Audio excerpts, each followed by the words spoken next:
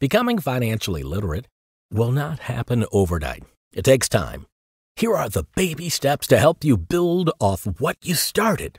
By the end of this book, you should be able to check most of these off. Step 1. Grow long-term investing plan to $600. Step 2. Increase long-term savings to $30 weekly. Step 3.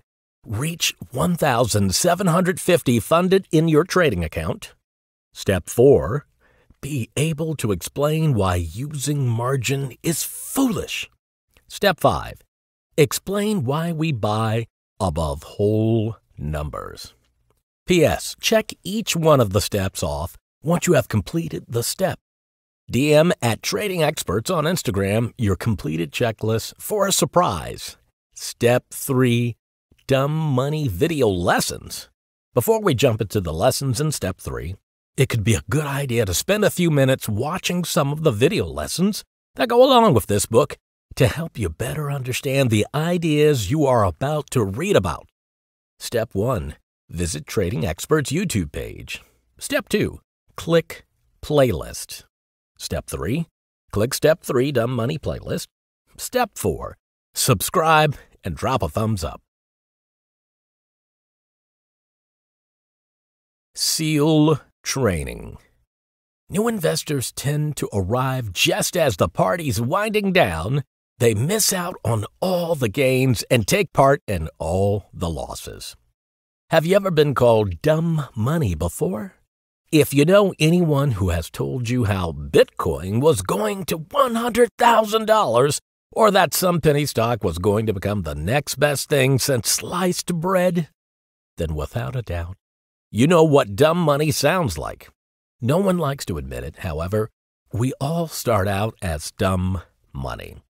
Every single trader and investor on this planet, even legends like Bill Ackman or Carl Icahn, have made dumb money mistakes.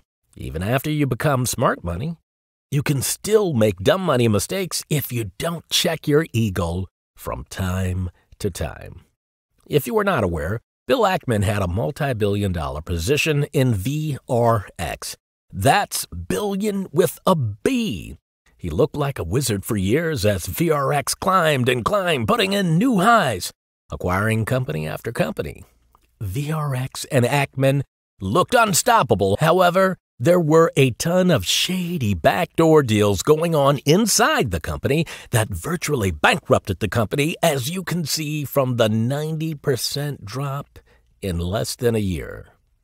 There's a great special on Netflix titled Dirty Money that breaks down the VRX scam. So yes, even a billionaire can make the same dumb money mistakes new traders make each and every day. Forgetting the simple rules of trading, you need to sell to make a profit. Never turn a winner into a loser. And when you hear yourself saying, "This time is different," it isn't. It's the same as always. You're just too dumb to see it yet. To invest and trade, you need enthusiasm. Enthusiasm is an essential ingredient required to become successful regardless of the situation. You will need it when reading through this program, as we will go over topics that are often brushed under the rug. Why are they brushed under the rug, though? Well, who really wants to expose all the dumb stuff they do on a daily basis? Dumb money is a simple term. Put simply, it's poor decision-making. We make dumb money mistakes all the time, as does any trader, and we will go over them as we work through this program. Our mission is to turn you from dumb money to semi-smart money as effectively as possible. We said semi-smart for a reason. Although we are pretty confident at what we do, we don't have all the secrets and don't claim to know everything. We master and perfect a very limited tool belt. It is up to you to become smart money. We are just here to nudge you in the right direction. Our goal is to keep you safe from unnecessary losses and to help you avoid some of the hundreds, if not thousands, of costly mistakes we have already made. Trust me, with almost 2 decades of trading experience, we have made a lot of them. Think of something you excel at. Did you become a master at it overnight? Of course not. You didn't learn how to surf that 12-foot barrel in Hawaii or how to bench 400 pounds or insert any impressive skills day one. It took time, practice, repetition, getting knocked down, asking for help, learning from others, etc. Philosophers warn us not to be satisfied with mere learning, but to add practice and training. As time passes, we forget what we learned and end up doing the opposite and hold opinions the opposite of what we should. For some weird reason, when it comes to investing, the more novice one is, the more they act like they are the expert. The market will call you stupid every day of the week, day in and day out, while you let Mr. Market dig deep into your pockets. Either we can tell you it's stupid, or the market can take your money. The choice is yours. If you're ready to embrace learning from stupidity, keep your eyes wide open and your hands inside the vehicle at all times, because we're about to go on one bumpy ride. If you don't ask, you'll never know. Money rush fallacy.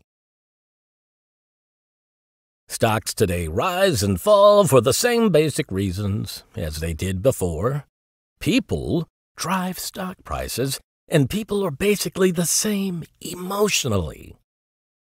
Mark Minervini.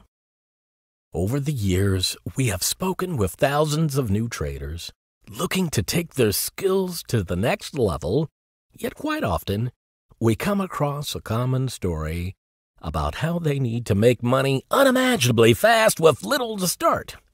Most of these individuals come from third world countries who are looking for account managers to manage their tiny investments. No financial advisor on this planet would manage such a small sum, and the ones who claim to do so offer returns of 100% to 1,000 in a day. They are obvious scammers to anyone who has a normal level of common sense. But when you have so little to invest, the Nigerian prince scam often tricks these desperate individuals into thinking their financial struggles are about to be over in a snap. There was one person in particular that fell for this scam 6 times in a row and asked us what he should do. We told him as bluntly as possible, stop sending strangers money on Instagram. This poor soul was in such a rush to make money that he couldn't see the obvious, while repeatedly and willingly taking part in scam after scam. We refer to this as the money rush fallacy, which denotes the typical new trader who has no investing experience, limited capital, and is most eager to turn their small investment into millions when they do nothing more than squander it over and over without making any progress. As obvious as this may sound, it is extremely difficult to trade successfully or sustain any success for that matter if you are under a great deal of financial pressure. This is one of the reasons why we give our members 3 months to learn with trading experts at no cost, so they can focus solely on learning without any financial burden. Yet, there are plenty of new traders who we come in contact with from time to time in financially stressful situations, expecting a miracle to appear out of their very limited capital and lack investing knowledge in mere moments. What they really end up doing is finding the riskiest gambles, hoping to hit big, or falling for a scam because they are hoping for an overnight windfall that never comes. The reason behind all of this is often quite simple that these traders cannot see, and it's coming from their scarcity mindset instead of a mindset of abundance. They can't afford to lose, yet that is exactly what they often end up doing. Just think if you've ever been at a casino. We have all seen the poor schmuck at the table with One $20 chip left, head down, looking and feeling like a loser, while a few seats away, there's a wealthy guy with his Rolex on, smoking a cigar with his huge stack of chips, happy as can be. The rich player might even be a far worse gambler, but he is not afraid to put risk on and in life. That confidence is what separates the haves from the have-nots. He has that confidence because he has abundance in his life. A new trader with financial pressures often thinks of their capital like a lotto ticket, that it will magically grow in seconds, when in reality, it is our ideas, hopes, dreams, and financial goals that all start out as little seeds. Seeds that we need to water, tend to give sunlight, and fertilize for it to grow over time. There is nowhere on this earth that success happens overnight other than reality TV. And after those few minutes of fame, those individuals rarely have much longevity. Success takes time. Growing one's investments takes time. When we become impatient and disturb the soil before the time is right, we will find our seeds, which have begun to sprout, often quickly die. Most traders, starting out, lack this financial abundance mindset and look at what they have as if the amount doubled or tripled, their worries would be over. Yet growing one's investments doesn't have a finish line, as most often think in the beginning. It's a consistent process of repeating simple tasks and staying the course. Most want it to be a sprint, when it really is more like walking an ultramarathon. Wherever you are currently in your journey, you are exactly where you should be. You might feel like you're behind most with ankle weight, and if that is the case, we can show you an easier way to complete this marathon, but we will not show you how to sprint the next 100 miles of this journey. Continue to think of your capital as a seed you have just planted that can continue to grow for years and decades, and if you want it to grow, the more you continue to save, watering your seed, in time it will grow. If you do not, like most, then the seed will often die with time. On the flip side, the reward for impatience is that now it will require even more time and more nurturing to start the process over. This is why we continuously come across traders who had a great trading year a decade ago, but have been losing money ever since. They are in such a rush, they go nowhere, yet they can't see that they need to start over. Even when I started trading in 2007, I was in the same camp, in such a rush to make money. I had no time to learn and all the time to lose my hard-earned money. When or if you feel such a foolish urge to risk money that you should not be investing just yet, take a moment and ask yourself, how long did it take you to become great at what you're best known for? For myself, I'm an avid snowboarder, and to land a 900 took me more than a decade of snowboarding before I had the skills to pull off such a trick. When it comes to trading, that too took more than a decade of learning to be able to attempt to pass the information along to you in as simple of a format as we could put together. As you continue, you can learn all of our lessons to put yourself in a position to properly grow that seed of yours. Remember, you cannot skip the steps or try to rush to the finish line. Give your seeds the time to take the information, so when the time comes, you will be in the position to take advantage of the market swings instead of most who are taken advantage of by the market. Sous chef. Did you know that to become a sushi chef in Japan, as an apprentice, you have to make rice for 2 years straight? For 700+ days, you have to make the stuff that comes for free with every order of Chinese food here in the U.S. Not only that, the rice you made for 2+ years gets thrown in the garbage every single day.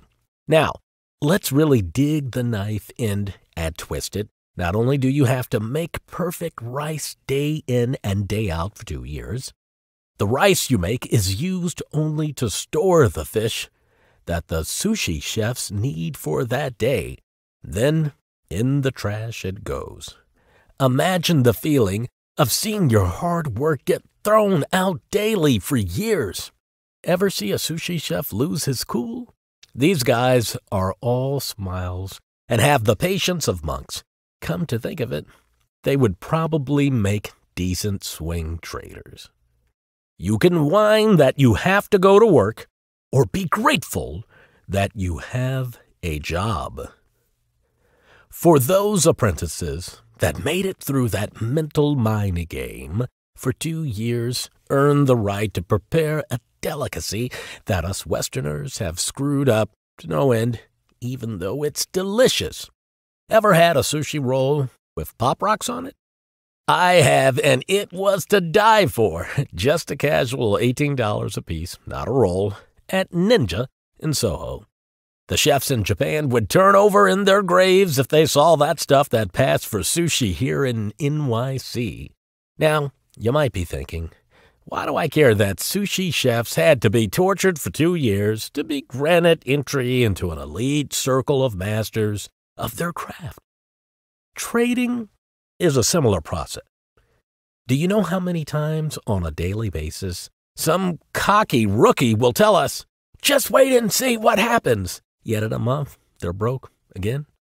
Those traders don't have the mental mind frame to take a step back and really hone their craft and master the simple stuff like making rice.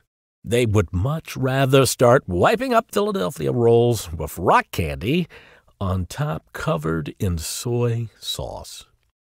If you are in your 20s or even your 30s, the market will be here for you for the next 40 to 50 years. Spending a few months, even a year, to really learn can set you on a path that will pay dividends for decades.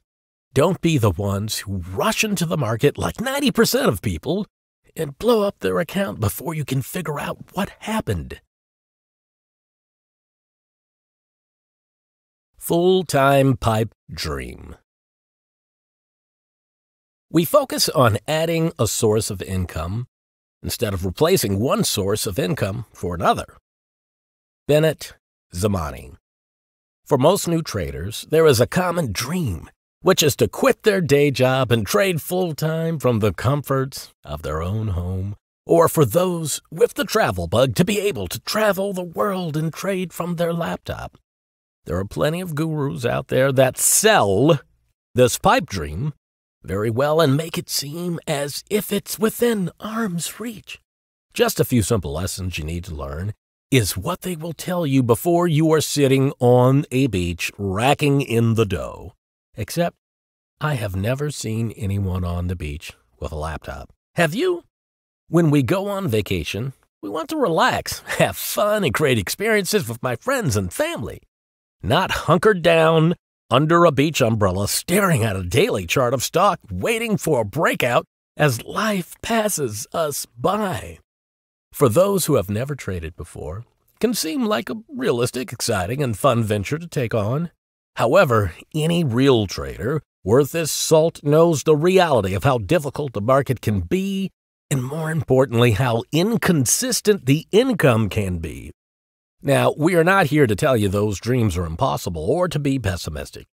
We want to be realistic so you can understand the downside to this common dream that most discount extremely or rarely ever give much thought. We will walk you through the 3 most common reality checks most learn the hard way when they try this and what we focus on instead. Number 1. The amount of capital actually required to achieve this is often out of reach for most starting out. Let's say your overall cost of living is around $5,000 a month. For rent or for mortgage, your car payment, insurance, cell phone, Netflix account, etc. You would need to make $60,000 profit a year to cover all those costs. We are not even going to get into taxes to keep it simple. Now, if your expenses are less and you want to get an idea of what you would need to take on this endeavor, take your monthly expenses, multiply it by 12 to get your annual expenses, and then multiply by 10 to get an idea of the bankroll you would conservatively need to attempt to trade full-time while having enough to attempt to make enough to live off your trading profits. Leverage is not a shortcut to get to this number because you can't pay the bills with leverage. Let's stick with the example that you would need to make $60,000. Realistically, how much capital do you feel you would need to trade with? Being extremely aggressive, you would need around $200,000 in your trading account and would need to achieve a 30% return to earn that in a year. 30% sounds easy, but in reality, it can be much harder than it seems. In reality, you would need closer to $600,000 to really have the cushion to trade full-time. Anything below six figures in your account, it would be quite difficult to cover even minor expenses as you deplete your account monthly to pay bills.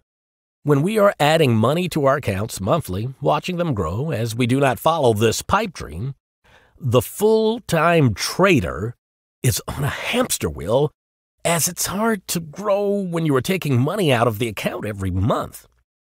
Number 2, the lack of experience when you are just starting out.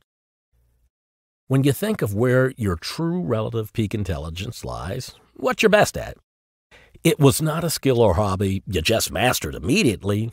Do you think a 16-year-old who has never driven before is going to be able to successfully parallel park a Ferrari in Midtown Manhattan during rush hour? Probably not right. This young driver is more likely going to hit a curb, tap the bumper, and cause damage to the car when it is not necessary to learn how to park in such a costly fashion.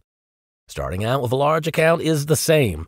Most new traders take a few years, keyword years, before they really get into a groove. June Moon is a perfect example of this. He has been a trading experts member for over 3 years now. He, too, wanted to one day quit his day job and trade full-time.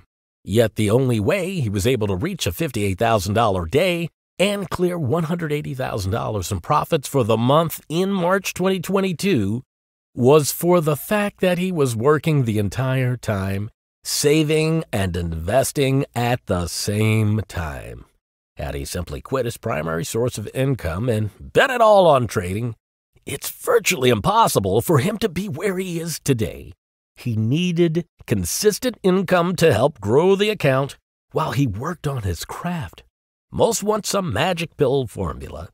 The market rewards hard work and consistency. Number 3, the inconsistencies of the stock market. Most think of the market as they do their regular jobs, that as long as they show up and do the work, that there will be a paycheck that shows up every 2 weeks with the taxes already taken out. The market is a fickle employer where he will present you with months on end of hard trading environments that will wear you out when forced to trade, and then when the easy times arrive, most will be too mentally exhausted to do the job at. In the last 48 months, 16 of those months were hard periods to trade. As swing traders who trade as an additional source of income, we are able to step back during these times as we do not depend on this income for our daily living. If this is your only source of income, your bills will not take a "market isn't making me money this month" as a payment received. Now, let's switch gears to the simple path we focus on. We focus on adding a source of income instead of replacing one source of income for another. If you are making $60,000 a year at your job and you hate it, guess what? That check still comes in. If you are making $60,000 a year trading, are you really going to love it? It's the same amount of money, However, you now have added pressure that if your performance dips, you will not be able to pay your bills. If you hate your job, the best time to start looking for a new one is when you are gainfully employed with no pressure. More than 99% of our members work full-time, are running businesses, starting families, and are still able to trade. There is only one member of ours that trades full-time, and the reason for that is simply because he is retired. You might think or assume you need 6 computer screens and need to be staring at your computer for 8 hours a day, but quite frankly, the more you can step away from the computer and focus on other money-making activities, those will help you trade better in the long run. It may be hard to imagine, but when you start to trade in time, you'll grasp this concept and the light bulb will go off. Trust me, it just takes time. There is often a direct correlation with the lack of one's investment account with their feeling of wanting to trade full-time. As you learn more about how we grow our accounts, you will learn, too, why this is often a pipe dream for 99% of people. By keeping your day job and adding this source of income, let's say even on the low end, you make a few thousand your first year, when in reality, even breaking even would be considered a huge win. Your income did not change while you were learning. Now, a few years go by. You focus on weekly savings to grow your account, and in a few years you are making $10 to $20K a year from trading while still making $60,000, insert your salary, a year from your primary source of income. Now, your overall income is really starting to uptick, and hopefully that trend continues. The easy way to increase your overall income is going to be by adding sources of income, not replacing one for another.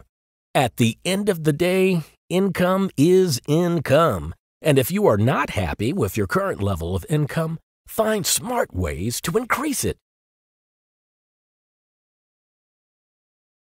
Penny-wise. The first major mistake dumb money traders make is where they look to enter and exit their position. The figure is key. Now, you might already be scratching your head. What is a figure? A figure is a whole number like $100, $50, $44, $23. You get the picture. A whole number. Trust me, on my first trading desk, it took me 2 weeks to figure that out as I was too embarrassed to ask. Dumb money buys and sells whole figures. In virtually every trade we put on, we buy above figures and get out below figures, meaning if we want to buy BLK on a break of $400, we would much rather buy $400.05 than be cheap trying to buy $399.99. You might be thinking, really? A few cents makes a big difference? You bet it does. We have avoided tens of thousands of trades because of that. Conversely, those mere pennies have gotten us into and kept us in thousands of trades too. Let's take a look below. Rookies plan for sunshine. We prepare for hurricanes. BLK was setting up for this $400 break for quite some time. Had you been a dumb money buyer trying to buy whole numbers 3 times in a row, you would have bought $400 only for it to drop $10 to $20 points in your face. We simply bought $400.05 when it broke, since that break BLK went on a 50% run. As a stock that was at its all-time high and also a very expensive $400 stock, most rookies would say it could not go higher, but it went 50% higher in less than 8 months. Now, we bought $400.05.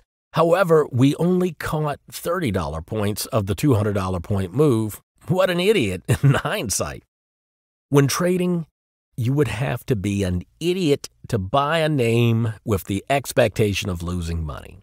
You invest in a stock because you feel it's undervalued and due to appreciate it as soon as you buy it. However, more often than not, you are wrong. So are we. Don't take it personally. We're wrong all the time. We are professionally and statistically wrong, yet we make money. Don't let the ups and downs leave you down and out. There are only a few walks of life where people are paid insane amounts of money to be wrong more than they are right, and trading happens to be one of them. However, you will see that the guys who have been in the game long enough are not making bold, shouting from the mountains bets. The big players in silence. You only hear them talk about a trade after they are out and the dumb money is piling in. Trading is not A leads to B, to C, to D, to E, and you win. Trading is more like F to A, to G, to Q, to Q, to Q, to B, to Z, then back to A. This is why the first way we gauge someone's experience is asking them, what's your out? If the answer is a higher price, meaning their only plan is to profit, they're dumb money, plain and simple. If their answer is below the current price, we know they have experience. Now, we want to aim to buy above the whole number and want to get it stopped below the whole number. If we are in a winning trade, such as the example below, we want to use stop-loss orders to minimize our downside and take the most of the emotion out of the trade. If you have ever traded before and held a position against you for a loss, you know that feeling of hope that it would just come back to your price. Yet if you could go back in time, you would have taken that much smaller loss.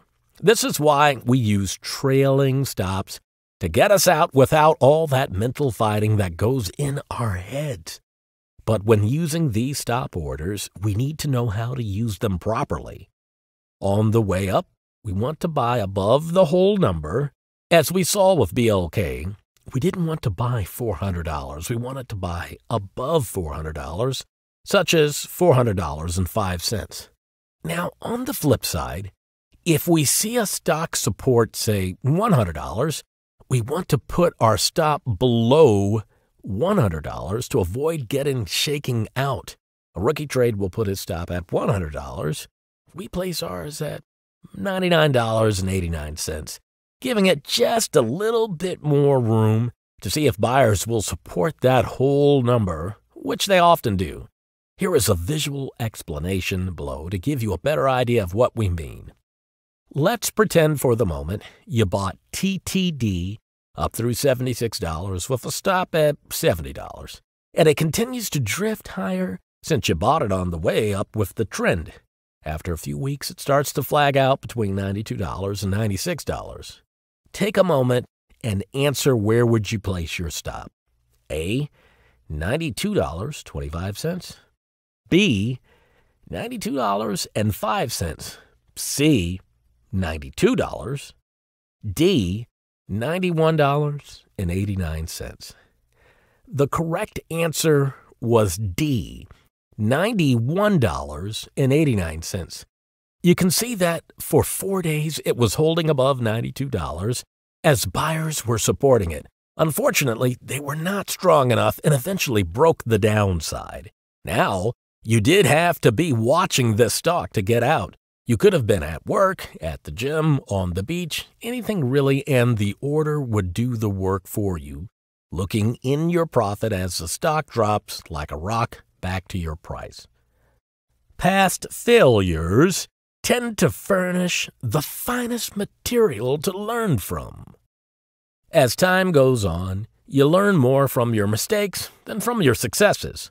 Your successes keep you motivated to continue, and your mistakes help you to continue to learn.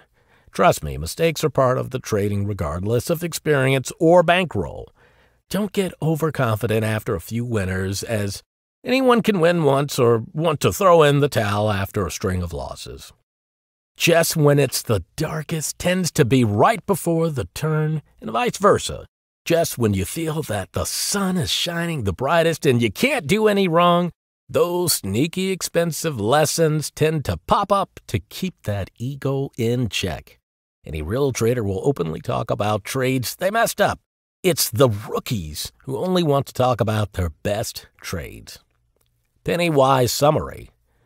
When buying a stock through a major breakpoint level, look to buy above the whole number. Example, $400 breakout, look to buy at $400.05. When looking to limit your downside in a trade, place your stop under the whole number. Example, $100 support, stop order at $99.89. Using a buy stop order can help you avoid missing breakpoint trades. Using a sell stop order can help limit your downside in trades. Jungle Book. Problems never stop. They merely get exchanged and/or upgraded. The secret sauce is in the solving of the problems, not in not having problems in the first place. To be happy, we need something to solve. Mark Manson. Have you ever watched an episode on the Discovery Channel about any of the jungles around the world? There was one I can still remember that went into detail on the jungle's complexity with all the different species of animals that live there. They each manage to survive because they are the best at one specialized task. These animals master their one skill and crush it. They are either humble enough or are not smart enough for their own good to know they cannot each be the king of the jungle.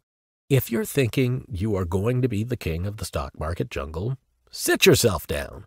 Mr. Market has been ruling that kingdom for hundreds of years. We see the same level of complexity in the workforce with team sports and all over society. People specialize in skills and exploit those talents. For us, our specialization is simplifying our trading process, focusing on leaders and buying them as they break out into new all-time highs. Are we expert short sellers, option collar traders, reversal traders, or the other 9,000 different types of traders? No, we don't care. We know where we excel and exploit it at every possible opportunity. We know where we don't excel and can humbly admit so. Everyone wants to win when the game is on, yet most will not train the other 6 days. For the new trader, though, they're hungry. They're the little Simba who wants to trade stocks, options, forex, bitcoins, binary options, penny stocks, weed stocks, futures, baseball cards, bubblegum, the list goes on.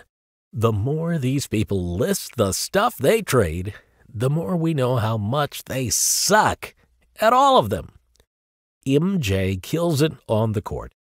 Put him on a football field? Compete? Sure, he's competitive. However, do you think Tom Brady isn't going to make it rain out there against MJ in his prime? Regardless of what, you have to figure out what you are really good at and capitalize on that before you get distracted doing other stuff. Leverage. Experience is the worst teacher. She gives the test before giving the lesson. Wait a minute. How is the loser blow down 132%? Isn't the most one could lose 100%? When you buy the stock with your own money, yes, that is correct. The most you are on the hook for is what you invested. However, the brash new rookie who is trading on margin and trading leveraged ETFs, thinking he can do no wrong, yet he can owe a lot more than his initial investment. The fundamental cause of trouble in the investing community is the dumb ones are cocksure while the intelligent are full of doubt. Let's take a step back and let's pretend your friend opens a modest margin account, 10-to-1 leverage, meaning with his $10,000, he has $100,000 in buying power. Why is this the dumbest idea on the planet? Because just think for a second, what happens when he's wrong? I know you think he will be 100% right every day, However, with that kind of margin, what percentage loss will wipe you out of all of his capital? What percentage loss would blow up with that type of margin? Percent? A measly 1% loss would blow up his account. There are some high beta Chinese names that on Monday morning at 9:45 a.m. can drop more than that. Now, that's not even the worst part. The rookie trader, now armed with his own bomb strapped to his chest, is given the detonator with a smile and doesn't even know it yet. We know that dumb money doesn't know. They just don't know that they don't know. Where do they tend to go first? Penny stock, options, or leverage ETFs, NETNs, all of the most riskiest asset classes known to man. Even makes me cringe considering a penny stock as an asset class. What's an ETN, you might be wondering. Here's the definition, and let's see if you have a better idea of what they are. Used yet? Remember, the greatest enemy of truth is very often not the deliberate or dishonest lie, it's the myth. The persistent, persuasive, and unrealistic myth that causes the pain. Too often the new trader holds fast to the cliches that will blow up his account. The rookie is now armed with a margin account and a list of 100-plus triple-leveraged bearish ETNs. His eyes light up, since he is going to make the market his bitch with his SpongeBob SquarePants margin account. He can dream for a second how his 10-to-1 leverage and 300% leverage bearish ETFs will turn that $1,000 into $1 million in a week. However, reality sets in quickly. Now, the new guy has no time to read the prospectus of these ETNs or time to look at the daily chart of these pieces of trash. Come on, guys. He just found a bull flag on the 1-minute chart. I'm going to ride this back to 3,000, and that would make me a billionaire. How naive. What they are not aware of is that this stock has been reverse split more times than one can count. The stock was never at 3,000. It's just the ETN has to keep splitting the stock to keep it from going to zero as it's designed to go to. Yes, you read that correctly. They designed those ETNs to go to zero and tell you to your face that they will do so. People still line up to buy them, myself included many years ago. If you don't believe me, go look below. If you read the risk factors, they tell you that it's going to zero in time. However, screw those guys. The rookie is here to turn his 10 Franklins into a Billy before they go to zero. So let's recap. We have rookies with no idea of risk management, game planning, chart reading, or any basic trading skills who are given a margin account that can be anywhere from 2-to-1 to 1,000-to-1 leverage, and they tend to gravitate towards 300% leverage bearish ETNs. Disaster. Now, it's not just broke dumb money that does this. We have seen smart money fall victim to this, as well as when they get overconfident in their trading. A BSD who manages around $400 million of his clients' assets once told me, "Over the last 30 years in this business, all of my clients' biggest blow-up were due to margin and nothing else." In the beginning, most want to act like SpongeBob. With their inflatable arms, they're so focused on how quick they can double their lunch money, yet they fail to realize that the market rewards patience, not leverage. I, myself, have learned this lesson the hard way, and it almost ended my career as a trader. We have watched firsthand hundreds of professional prop traders blow up with leverage. We have seen millionaires lose their entire network from one bad bet. And we have witnessed thousands of rookies piss through their bankroll in just a few months with margin and leverage ETNs. For all of the losers, there is not one success story that we can think of over the last decade plus of trading. Please do not take this lesson as you are trying to prove us wrong and being the one guy or girl to make his money in that space, Because all that really matters is having time on your side, not walking through a field of landmines, carrying a box of grenades, and a gallon of gasoline while smoking a cigar. Non-fungible bubble. In stud poker and on Wall Street, miracles happen just often enough to keep the losers losing. Peter Lynch. If you own NFTs, this will more than likely infuriate you, or maybe it might be the cold glass of water splashed on your face to wake you up from the trance you've been in. Over my nearly 16 years of investing in the markets, I have seen a lot of new, this time it's different, investment or speculation vehicles. Penny stocks, binary options, clean energy, weed stocks, crypto, meme stocks, could even sprinkle in Pokemon cards, Beanie Babies, and now NFTs. So what is an NFT? Since most people who own them can never seem to explain the meaning of it when we ask them, I included the definition below. A non-fungible token is a non-interchangeable unit of data stored on a blockchain, a form of digital ledger that can be sold and traded. Types of NFT data units may be associated with digital files such as photos, videos, and audio. For most, it's an image they can try to sell because it's scarce. Just like gold is actually scarce, diamonds are marketed as scarce, and Bitcoin claims to be scarce. For now, NFTs claim to be scarce, yet they will be as scarce as sand at the beach in time. With anything that is scarce, there's often some associated value to owning it. What happens when everyone has their own NFT that they are trying to peddle? Is it actually scarce or in reality extremely saturated and common?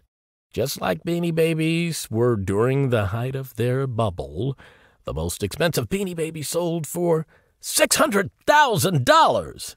During that time, it was the most scarce Beanie Baby on the planet to most.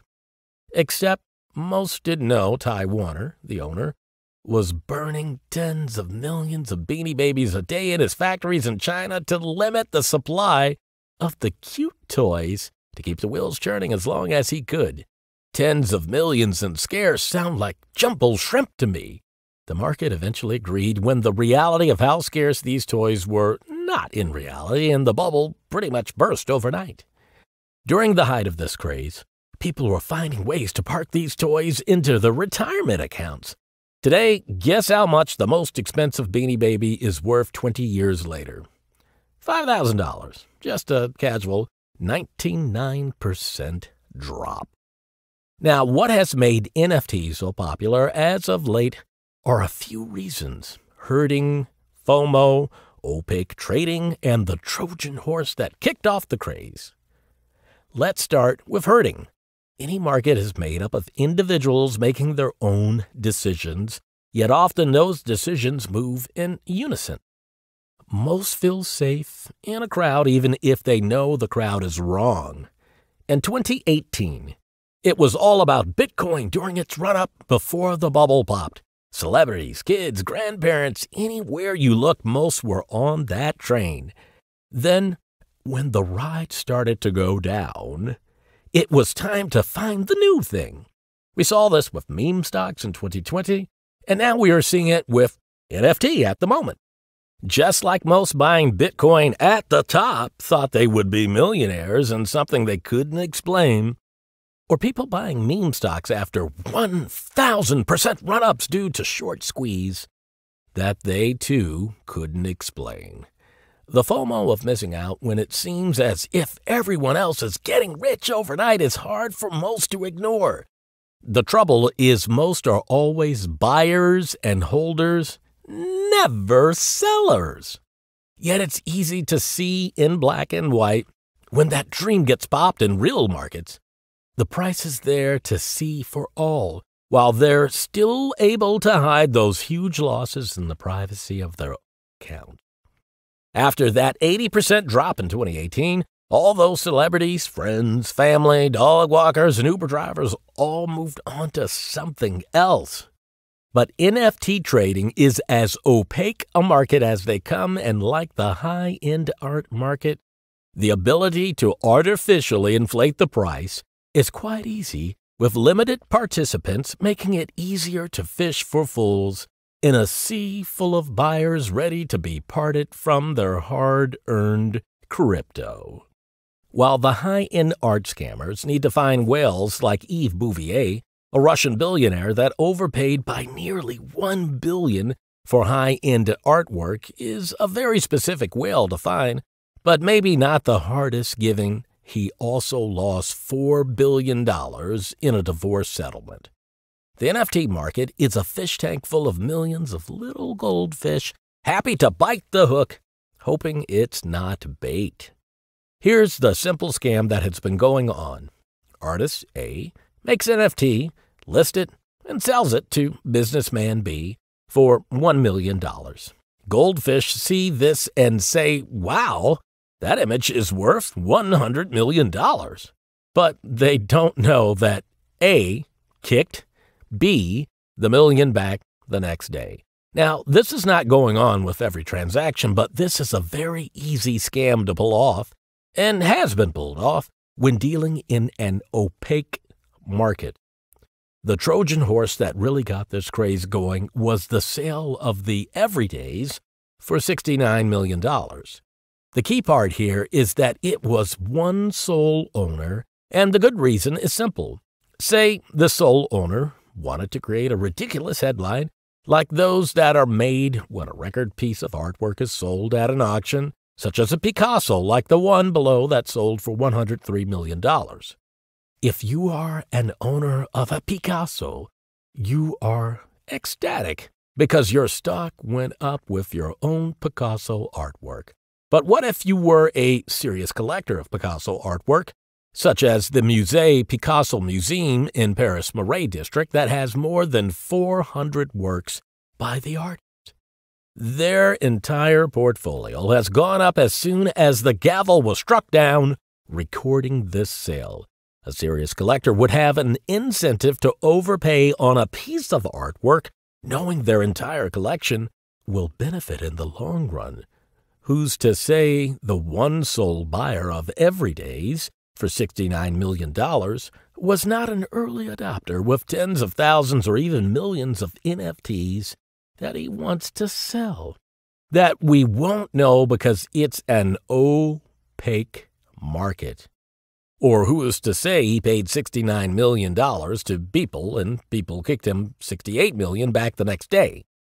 You wouldn't pay for better marketing for him or for the entire NFT space than that headline-making sale. That headline is a soft sell, not the hard sell like YouTube commercials that we hit skip ad as soon as possible. Now, there are a small pool of individuals that are and will continue to clean up during this short-term craze. I know, Web3, blah, blah, blah. It's going to take over the world, the utility of the NFTs. If that were the case, and this is the future because of the metaverse, why is the creator also a seller? He is doing a great job selling this idea while trying to quietly sell it himself. If it was the future, wouldn't he be a buyer or simply a holder? The people who are cleaning up are the sellers of NFTs, not the buyers. Snoop Dogg has made millions off NFTs because he, too, is a seller, not a buyer. Him, like other celebrities, will be great cheerleaders in the space as they rack in more than they could possibly make elsewhere because they are net sellers, not buyers. Even for those that think their investment in this space will be a long-term investment, that will magically go from $50 or $100 investment to $100 million in the future, or $69 million, is a pipe dream. There are individuals who made comically small investments in stocks like Apple, Amazon, or even Tesla that have increased dramatically over the years. Tesla is up more than 25,000% since its IPO, because it was traded on a daily basis by millions of investors in one security. You could sit and hold your own security, while the rest traded said security as it increased in value. That one NFT of the monkey smoking a cigarette is a grain of sand on the beach that people will step on as they walk into the ocean. You can shout and scream that yours is different or better, like the guys at the kiosk at the mall trying to sell you sunglasses or phone chargers, but as you brush them by, you turn the corner and there's another peddling the same crap. When your friends, uncles, dog walkers are selling their own NFT, trust me, there will be no demand for it.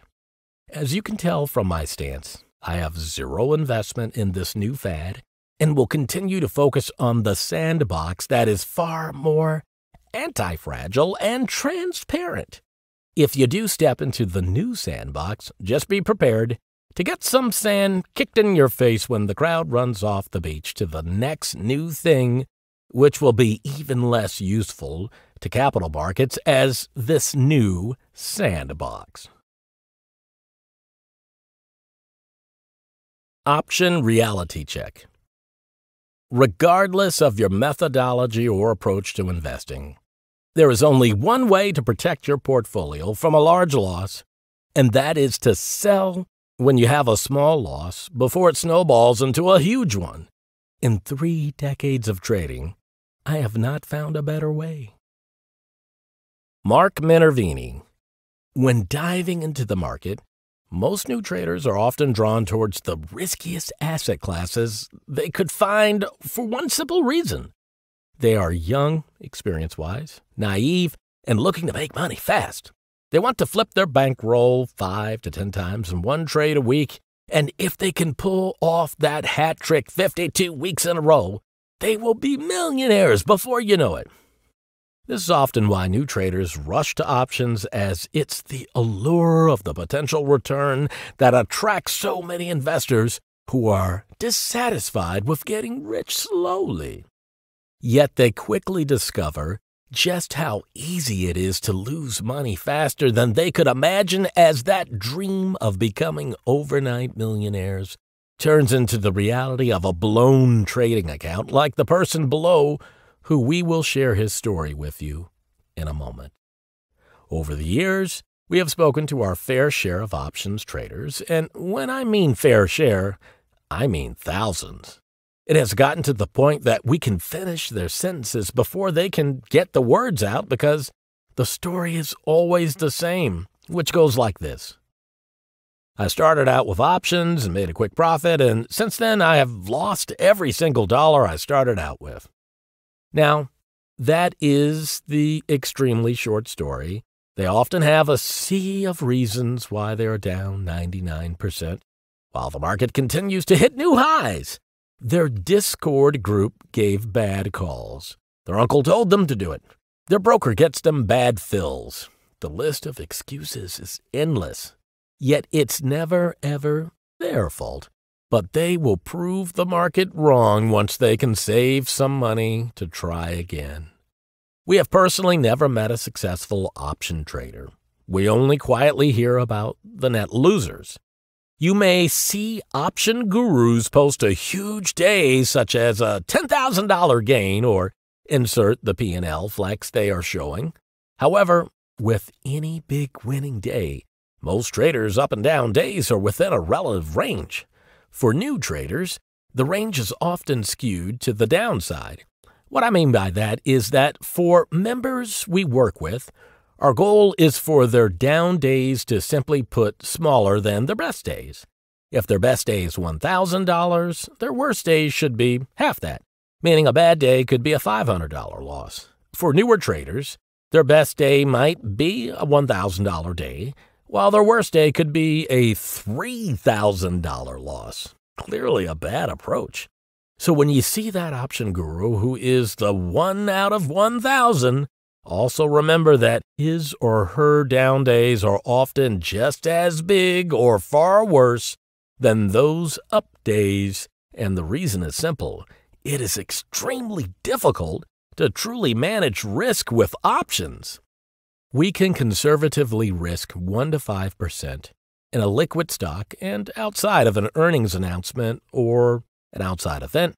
More than likely, we will be able to stay within the risk parameter. While our upside isn't capped, nor does owning your investing include a ticking time bomb counting down until the investment is deemed worthless. As 90% plus options expire worthless, unlike the movies where the hero always defuses the bomb, in the option market, 9 out of 10 time bombs goes boom.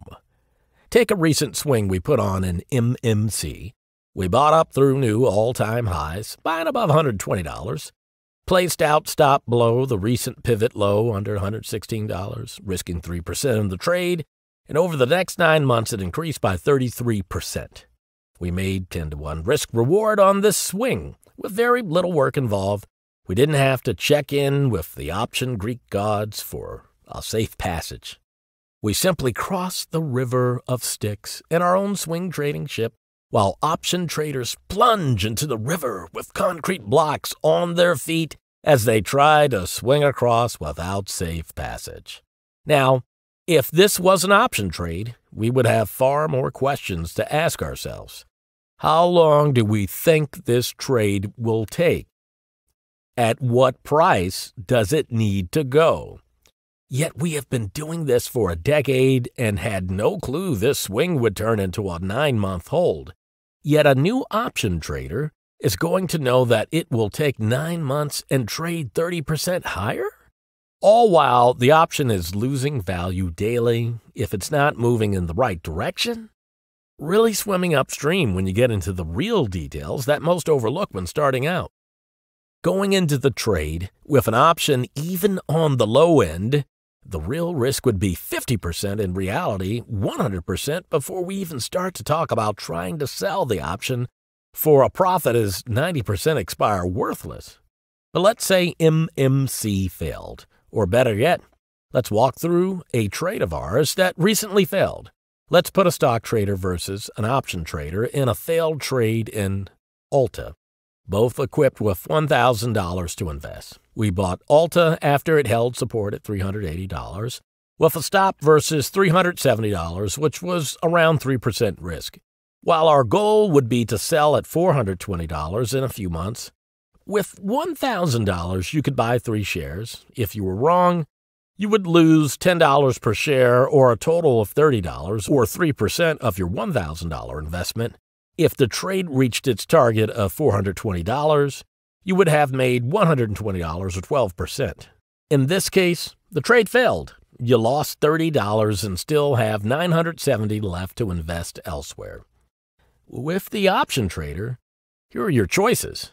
Now, when you are buying, if you mark it in, you will be buying at the ask price, and let's go with what has the most interest at the moment. We like the June 17th $380 call that we can buy at $31.60 ask price. We're able to afford 3 call options for $316, each for a total investment of $948. Now, in reality, if Alta reached $420, this option would be worth about $100 for each contract, or about $3,000 return, or 300% return. Sounds exciting, right?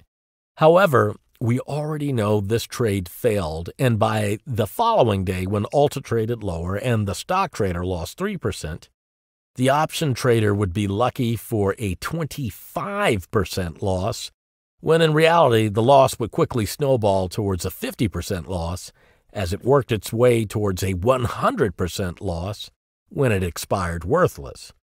The option trader in one failed trade conservatively lost 50% of its investment, and in reality, the number is usually closer to 100% because the trader then started to treat it as a gamble, hoping to hit it big. Now, this was just one failed trade. Even if the option trader has a few lucky wins, all he needs is one failed trade to reverse all that luck. Now, if you can't tell by now, we quite frankly feel that option traders are simply one notch above the degenerate gambler at the racetrack with no edge in sight. Let's share with you a true story of a prior member of ours. Keyword, prior. We will call him Mike. He learned with us and traded with us for 2 years.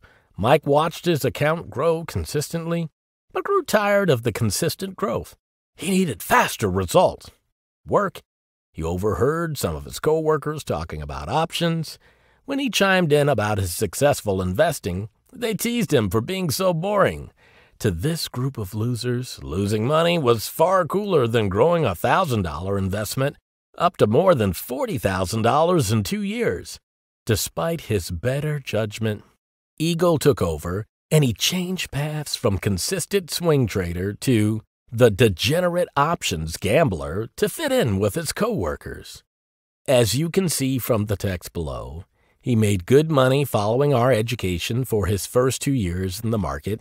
He started small, saved weekly, and invested smartly. Over those 2 years, he grew his account to $42,000 plus. He recently entered the workforce after college and was only saving around $200 a week and wasn't making more than $60,000 a year during those 2 years. I was shocked because we often see our members leave after they have learned enough to trade successfully on their own. Yet seeing that he was down 56% in 3 months since he left us was shocking because the market had dropped 10%. While most of our members at the time had been sitting in cash, were down as much than the overall market. To see him down 5 times the overall market, something was wrong. The answer was simple. He ditched the stocks and joined the band of option idiots, pissing away 2 years of hard work in a matter of months. $24,000 gone with 0 ways to safely make back all that money saved. The sad part about that screenshot was that when we posted it on our Instagram story, our inflow of direct messages started to fill with the same story. I started with $25,000 and I'm down to $500. I've blown up 5 accounts with options so far. I'm down 90%, but I will make it work. On and on it went. All just a sea of screenshots showing horrible performance as gamblers played the roulette wheel equivalent of the stock market. Yes, there is often that one lucky guy who crushed it in one night, but we are quick to forget that lucky guy has been going there every night for years. On the low end, we have personally seen at least 7 to 8 figures worth of money lost in the options markets and never any net winners to counter the scale. The only winner in the options markets are the sellers of the options.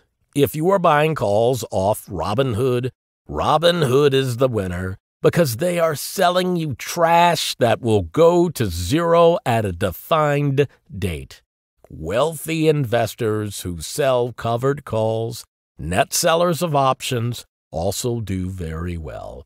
But the buyers of the options, calls, puts, or insert the complicated spread that will never work, the buyer is the chump, looking to be separated from his hard-earned money. Don't become a chump like 90% of options traders out there. Get to the Chopper, narrated by Bennett Zamani. Traders and snowboarders alike know the game is all about progression and pushing the limits. In my decade plus of snowboarding, the sport itself has progressed dramatically. I started during the day of step-in bindings when there was no such thing as a terrain park. Now you have 16-year-olds throwing double cork 1800s like they're buttering a bagel. Ever since my first year of snowboarding, I was often the best snowboarder among my peers. It's not cocky if it's true. At my peak, I was throwing down 900s and winning a few pro-am competitions here and there. One low point, however, was entering into the Grenade Games and letting Danny Cass, an Olympic medalist, take his lap in front of me. It's pretty hard to one-up a guy whose opening run consisted of a double rodeo 900. In case you were wondering, I sure as hell did not advance to the finals on that one. We always say if you ain't falling, you ain't trying. And it's all par for the course when it comes to boarding, or trading for that matter. We all take our falls, broken wrist here, torn ACL there, and even a fractured tailbone all in a day's work. The worst falls, just like the worst trades, all tend to supply us with our most important lessons. One lesson could be don't bomb it down the hill and huck a front 900 on your first run. Who knows?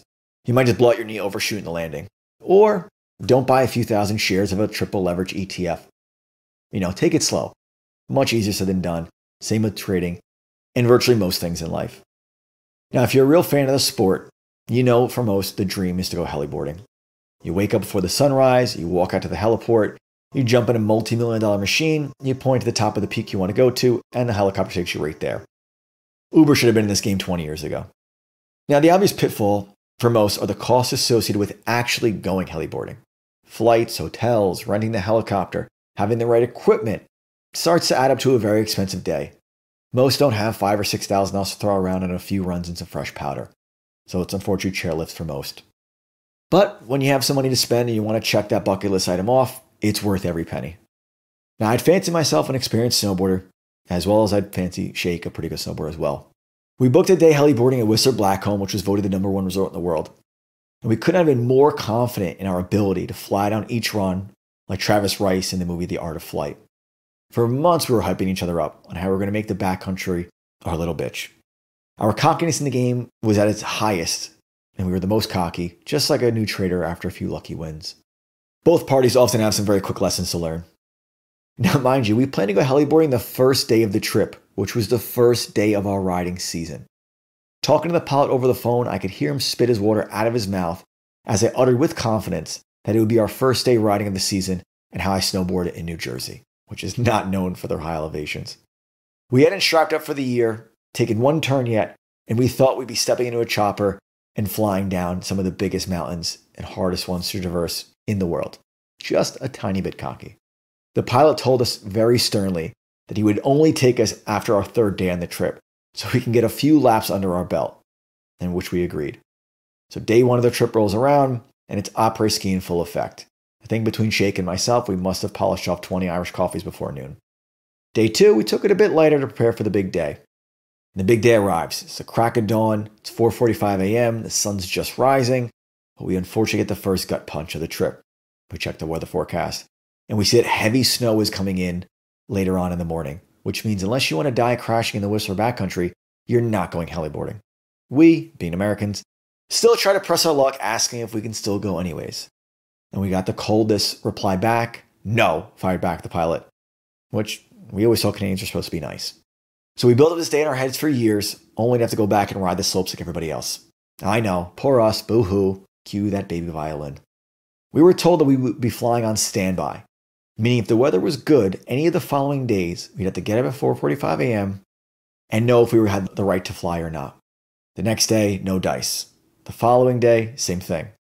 And the last day of the trip, we get the green light.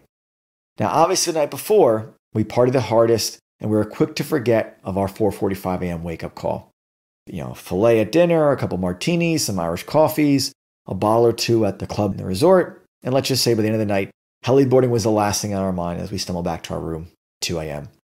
The final day of the trip, our alarm goes off at 4:45 a.m., and we wake up in a panic with that cold sweat feeling as we're not prepared to get fully geared up and get down to the heliport in time. Now, it's not one of those, screw it, I'm going to be late and I can't stop for coffee. It's the, oh shit, I'm about to lose $5,000 due to their zero tolerance cancellation policy type of screwed. Let's just say it was a land speed record of how fast we got our boots on and got down to the heliport, skipping any chance of getting any breakfast before the day started. Now, being the confident, read cocky snowboarder that I am, I show up rocking Ray-Ban Clubmasters with my little iPhone earbuds plugged into my ears and a little beanie on. Mind you, everyone else is wearing full-face, practically motorcycle helmets. They're checking their avalanche probes, checking up all their gear, and I'm just making sure my iTunes playlist is queued up. We go over safety procedures as I nod along while I'm really listening to music on my headphones as we get the green light to all aboard the helicopter. We get in the chopper and we spend the next 10 minutes fist pumping each other as we fly over an endless amount of freshly powdered peaks in the middle of nowhere in British Columbia. Not a house, person, or road for miles. As we land at the first peak and our anxiousness builds to its peak, the instructor asks who would like to go first. My hand could not have shot up faster, just like that kid who sits in the front room of your morning lectures who can't wait to ask the first question. I throw my hand up in the air saying, I'll go first. Now the instructor has one clear rule. Stay to his right. And the reason for that was to his left were cliffs. And if you're heliboarding, cliffs equal death. Now, while he's explaining this, I'm nodding along, but in reality, I'm bumping more life, listening to my music, getting hamped up for this amazing run that we're about to take. Now, unfortunately, it does start to snow, and my tiny little Ray-Ban Clubmasters immediately start to ice over. But I press on, and I start flying down the hill. Meanwhile, everyone's taking it slow, following the instructor, making these uniform, smart S-turns, navigating the mountain, and I'm just beelining it, screaming at the top of my lungs, flying down the mountain. Now, the instructor's screaming at me for me to slow down and stop, but I'm 100 yards ahead, bumping music, and I'm looking ahead. I'm not looking behind me. As I continue to traverse down the mountain, the perfectly white mountain starts to get a little rotten. I start to see these black specks, little squints of black in the horizon. And I quickly start to notice it's rocks, and it's an edge, and it's a cliff. I sharply cut right, and I'm able to stop about 4 to 5 feet before what looked to be a 100-foot sheer cliff down below. Now, mind you, following the instructor, he knew how to navigate this trail. I didn't. So when he stopped at a perch, I'm now 100 meters down the path, and I have to now hike back up this steep mountain to get back to our crew. It takes me nearly 30 minutes as I exhaustively climb up this 5 to 6 feet of powder in the gear that's not usable for backcountry snowboarding. I had a twin tip 152 centimeter board while most were riding 165 centimeter long backcountry boards. By the time I get back to the top of the cliff and catch back up with the group, Shake and the rest are sitting there eating bananas and drinking water, and I'm about 2 seconds away from passing out. I'm quickly humbled. I put the glasses away. I grab Shake's extra pair, and I'm ready to follow the rules at this point. Any snowboarder at that point is going to be humbled, as any rule trader will tell you. Once you get cocky and think you have it all figured out, the marker will quickly and happily punch you in the gut. For me, I was about to throw up from the exhausting hike that I just went on. After this embarrassing moment of the day, followed the instructor, put on those goddamn goggles, turned off my headphones, and had one of the best snowboarding days of my life. Prior to actually experiencing backcountry snowboarding, we could not have been more confident that we're going to be paying the pilot an extra couple $100 to take us up for a few extra runs, when in reality, we really made it to the end of the day.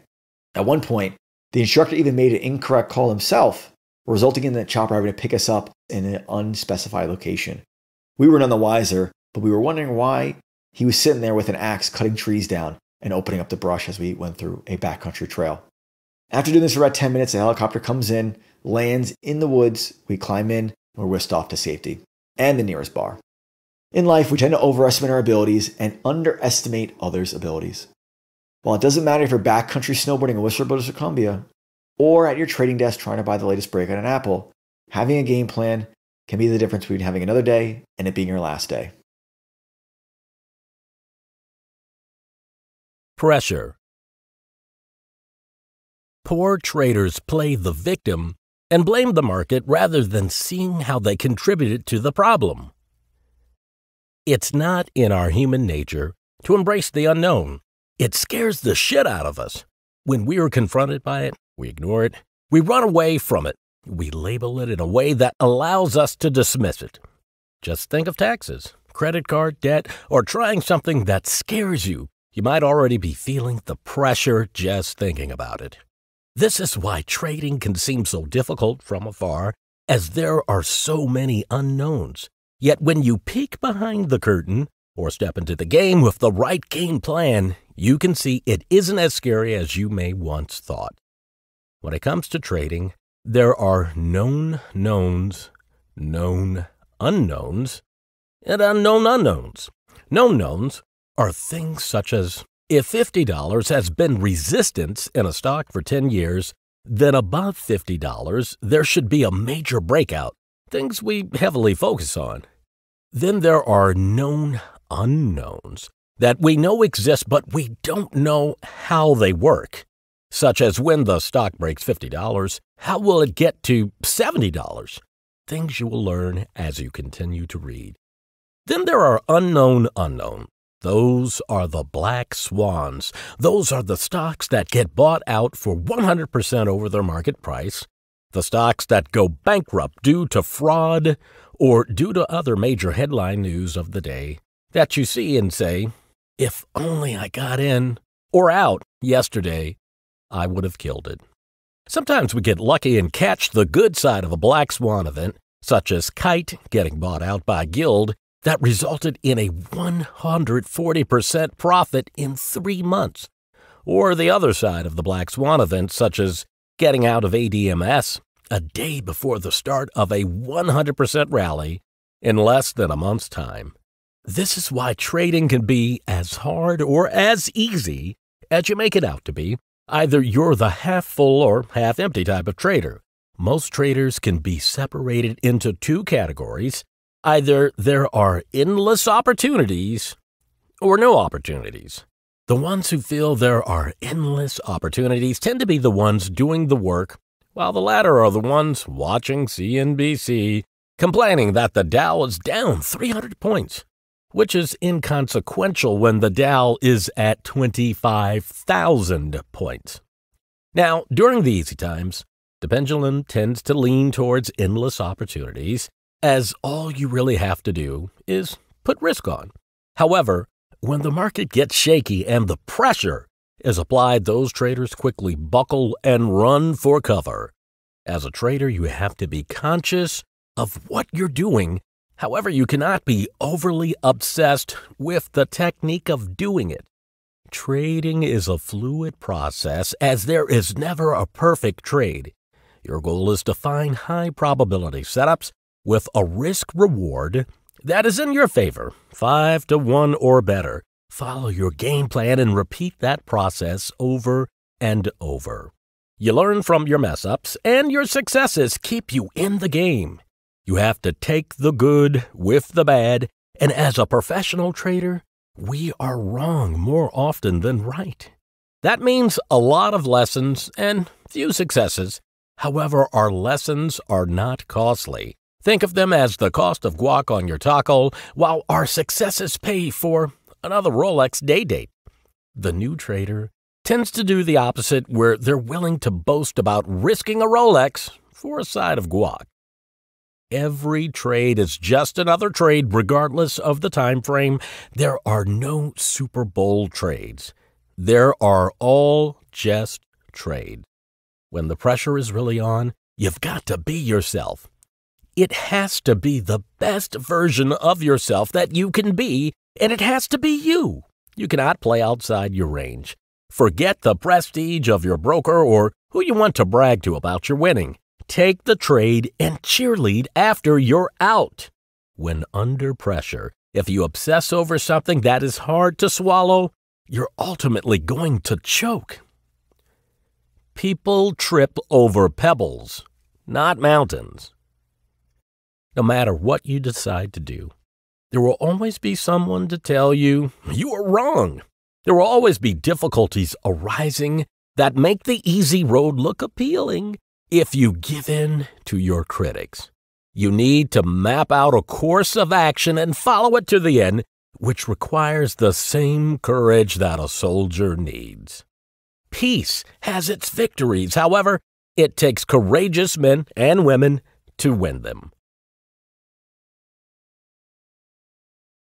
Odd lot. There's two kinds of people in this world, smart people and wise people. Smart people learn from their mistakes. Wise people learn from others' mistakes. Most new traders start out this way. No one just walks in day one crushing it. However, for most comers, this is a hard pill to swallow. Either the market will shove it down their throat and take their money, or we can tell you when you're an odd lot trader and you can keep that money. The main reason why we say to focus on the lessons and forget about the trading. One is costly without a publicly bruised ego. The other is free. However, your ego is going to take a right hook or two. The choice is yours. Let's take a walk in an odd lot shoes for a moment so you can see what we were referring to. Let's see. How do we know that DL is odd lot right off the bat? He's asking a group of strangers to borrow money. An odd lot is a small investor who is broke. Check number one. Red flag number two, gambling on earnings. Biggest thing we make sure our members avoid is gambling on earnings. However, for the dumb money trader, that's their favorite day or time of the year. Let's take a look at MU real quick, as he said it was cheap. No problem can be solved from the same level of consciousness that created it. Okay, so he had one bad call, just a quick 10% loss 24 hours after his call. Everyone is wrong here and there, and we are wrong from time to time as well. So let's give him another shot. Everyone needs a second chance, right? He thinks Baba is a buy off $184. Now, we love Jack Ma on the Chinese Amazon. However, you do not buy stocks on the way down, which is what Oddlot loves to do. Smart money buys them on the way up. He thinks Baba is a buy. Let's see what the market says. Mr. Market says wrong. So far, his first call in Apple is down 10% since his MU earnings gamble would have cost you 10% in less than 24 hours, and his third call immediately cost you money as Baba broke down through $184 that we said would happen. Are you starting to see why we tell you to start with $0? In the beginning, people suck at virtually anything. Why would it be different with investing? When you're new, what you think is going to go up will probably go down and vice versa. If you did the opposite of his advice and shorted all three stocks he wanted to buy where he wanted to buy, you would be up 10% plus, 10% plus, and 3% plus so far. That's why you need to focus on practicing in the batting cages. This is not the time to step up to home plate at Yankee Stadium and point to the fences. Always remember, as Thomas Woodlock once said, the principles of successful stock speculation are based on the supposition that people will continue in the future to make the same mistakes that they have made in the past. Aces Wild. No one cares about your money and your future as much as they do. Do the work, own your failures, and you will own your success. No one is going to make you rich except you. When it comes to playing cards, the best possible hand is 4 aces. Actually, I have no idea if that is true or not for the simple fact that I do not gamble. I've been dragged to Vegas and Atlantic City more times than one can count. However, the number of times I have gambled is a big fat 0. Granted, I am as odd lot as they come when it comes to card games. I know enough that if you have 4 aces, you probably have a decent chance of winning the hand, right? Joker's wild. So if I don't know anything about gambling or cards, what am I getting at? You're right. The point of the matter is that in a deck of cards, there's 52 cards, and 4 of them are aces. When it comes to our trading, it tends to be very similar. We can have 52 ideas for the week ahead, and only a handful might actually trigger. And of that handful, there's even a smaller group that really break out. That's why you need to keep a straight face and a calm composure when that 4th ace hits the river. Persistence. How many times have you bought a breakout too early? I know I have, hundreds of times, and failing is okay. Quitting is not. Failing brings out your true colors. You can fail like a loser or fail like a winner. If you can finally buy that LJPC one last time through $36, or that WVE back through $40, or any name that really had you on the ropes, yet you finally caught it, shows your persistence. If you bought Lulu at $84, you know. You just have one ace in your hand. This is where you want to be learning, observing, listening, and speaking when you have value to add. Patience. You need to let the stock come to you, even if you don't always like her approach.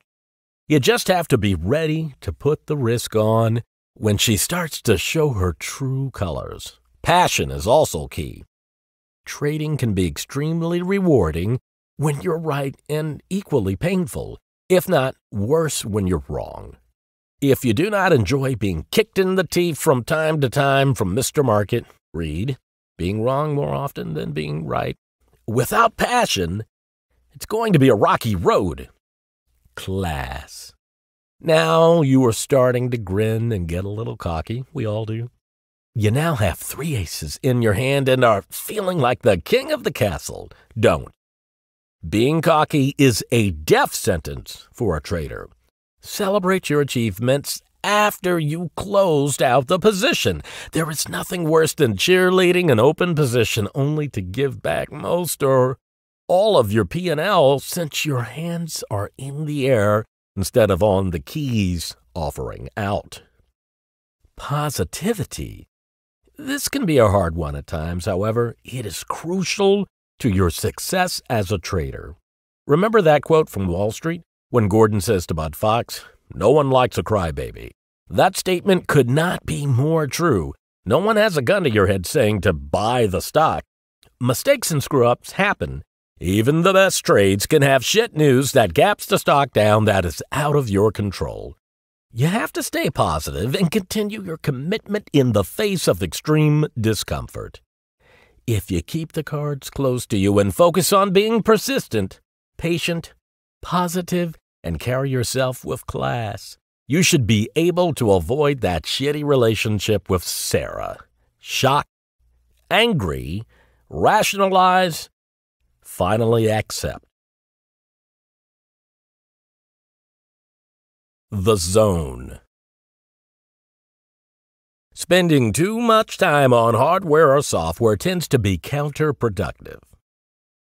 You might have heard athletes refer to being in the zone, where the baseball player can see the stitches on the baseball as that 100-mile-per-hour ball comes screaming at them, or the golfer who effortlessly drives the ball on the green with ease, round after round.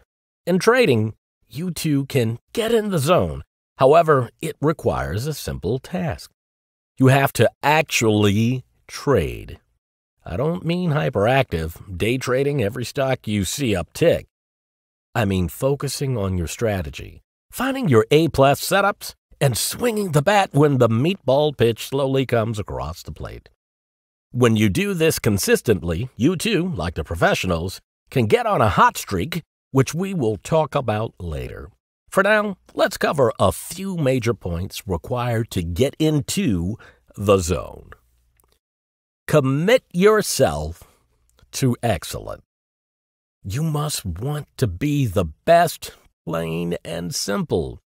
Being good enough to get by is not going to hack it when it comes to investing. People who want to get in the zone crave coaching, mentoring, and strive to improve daily. They want to learn more. They look for tougher competitors since there are no easy ways to be the best. Work hard. To become better, you must be willing to put in the time and energy necessary to improve. Throwing money at the fanciest computer or platform is going to do nothing for you when the other guy is spending his money trading and learning and less time on the fluff that doesn't matter. If you are not looking to improve daily, just close up shop now and risk handing your money to the traders who are better prepared. Perfect practice. If you are making it up on the fly, you are only practicing bad habits. We cannot begin to count on how many times we have came across traders who have blown up their accounts. And when we ask who taught them, they tell us they taught themselves. Did you teach yourself how to read? How to drive a car? How to play a sport? Unless you're a prodigy, probably had some guidance along the way. Learn it the right way once, instead of wasting years forming bad habits on made-up ideas. Just because Carl Icahn made his billions shorting, don't think that you, too, are going to replicate that same success just because someone else has done it. Strategy without tactics is the slowest route to victory. Tactics without strategy is the noise before defeat. Confident. Without it, you will not be in the game for long. Your mental capital is what separates you from the pretenders and the pros. Now, there is a difference between cocky and confident. Cocky traders get humbled by confident traders all day long. A cocky trader is quick to become fearful in silence. A confident trader can easily admit when he is wrong and get out of a trade. When you're in the zone, you make the rules. When you aren't, you follow the rules. Concentrate. Was Michael Jordan the best at baseball, soccer, football, and basketball? No, he was a master at one sport. He's extremely competitive, so he can still compete in other fields. However, he is a master of one. The cocky new trader wants to be the MJ of everything. We master one trade and exploit it, tweak it, enhance it, and adapt it to new market conditions. We concentrate on the task at hand, making money. We don't care which new fad is popping up because there is a new one every year. In the mid-2000s, it was solar stocks that turned into 3D printing stocks. Towards the tail end of the financial crisis, then Forex was the next best thing. Then binary options had its day, then penny stocks, then oil and gold stocks. Then Bitcoin was going to change the way we insert whatever they actually do. Then it was weed stocks, and now in 2020, it's high beta stocks like Tesla. Every year, dumb money gets sucked up into a new bubble, and the majority of them lose their shirt and repeat the process over and over, chasing the next fad, as if this time it's going to be different. It never is. How people play the game shows something of their character. How they lose shows it all. Conditioning. You think these guys with the six-pack go to the gym once in a blue moon? Hell no! Those guys are relentlessly conditioning themselves day in and day out. If you are looking at 1,000 charts a day and the other guys are looking at a dozen charts, who is going to find more opportunities? Pressure. Recently, after a wild start to 2020, we saw our first major sell-off in quite some time. Just when everyone was looking to cash out their 401ks and run to cash. We were doing the opposite because we've seen this before and knew how to act under pressure.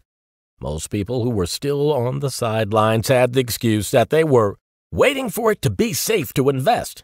Those people waited and missed a broad-based rally of over 55% in a few months' time.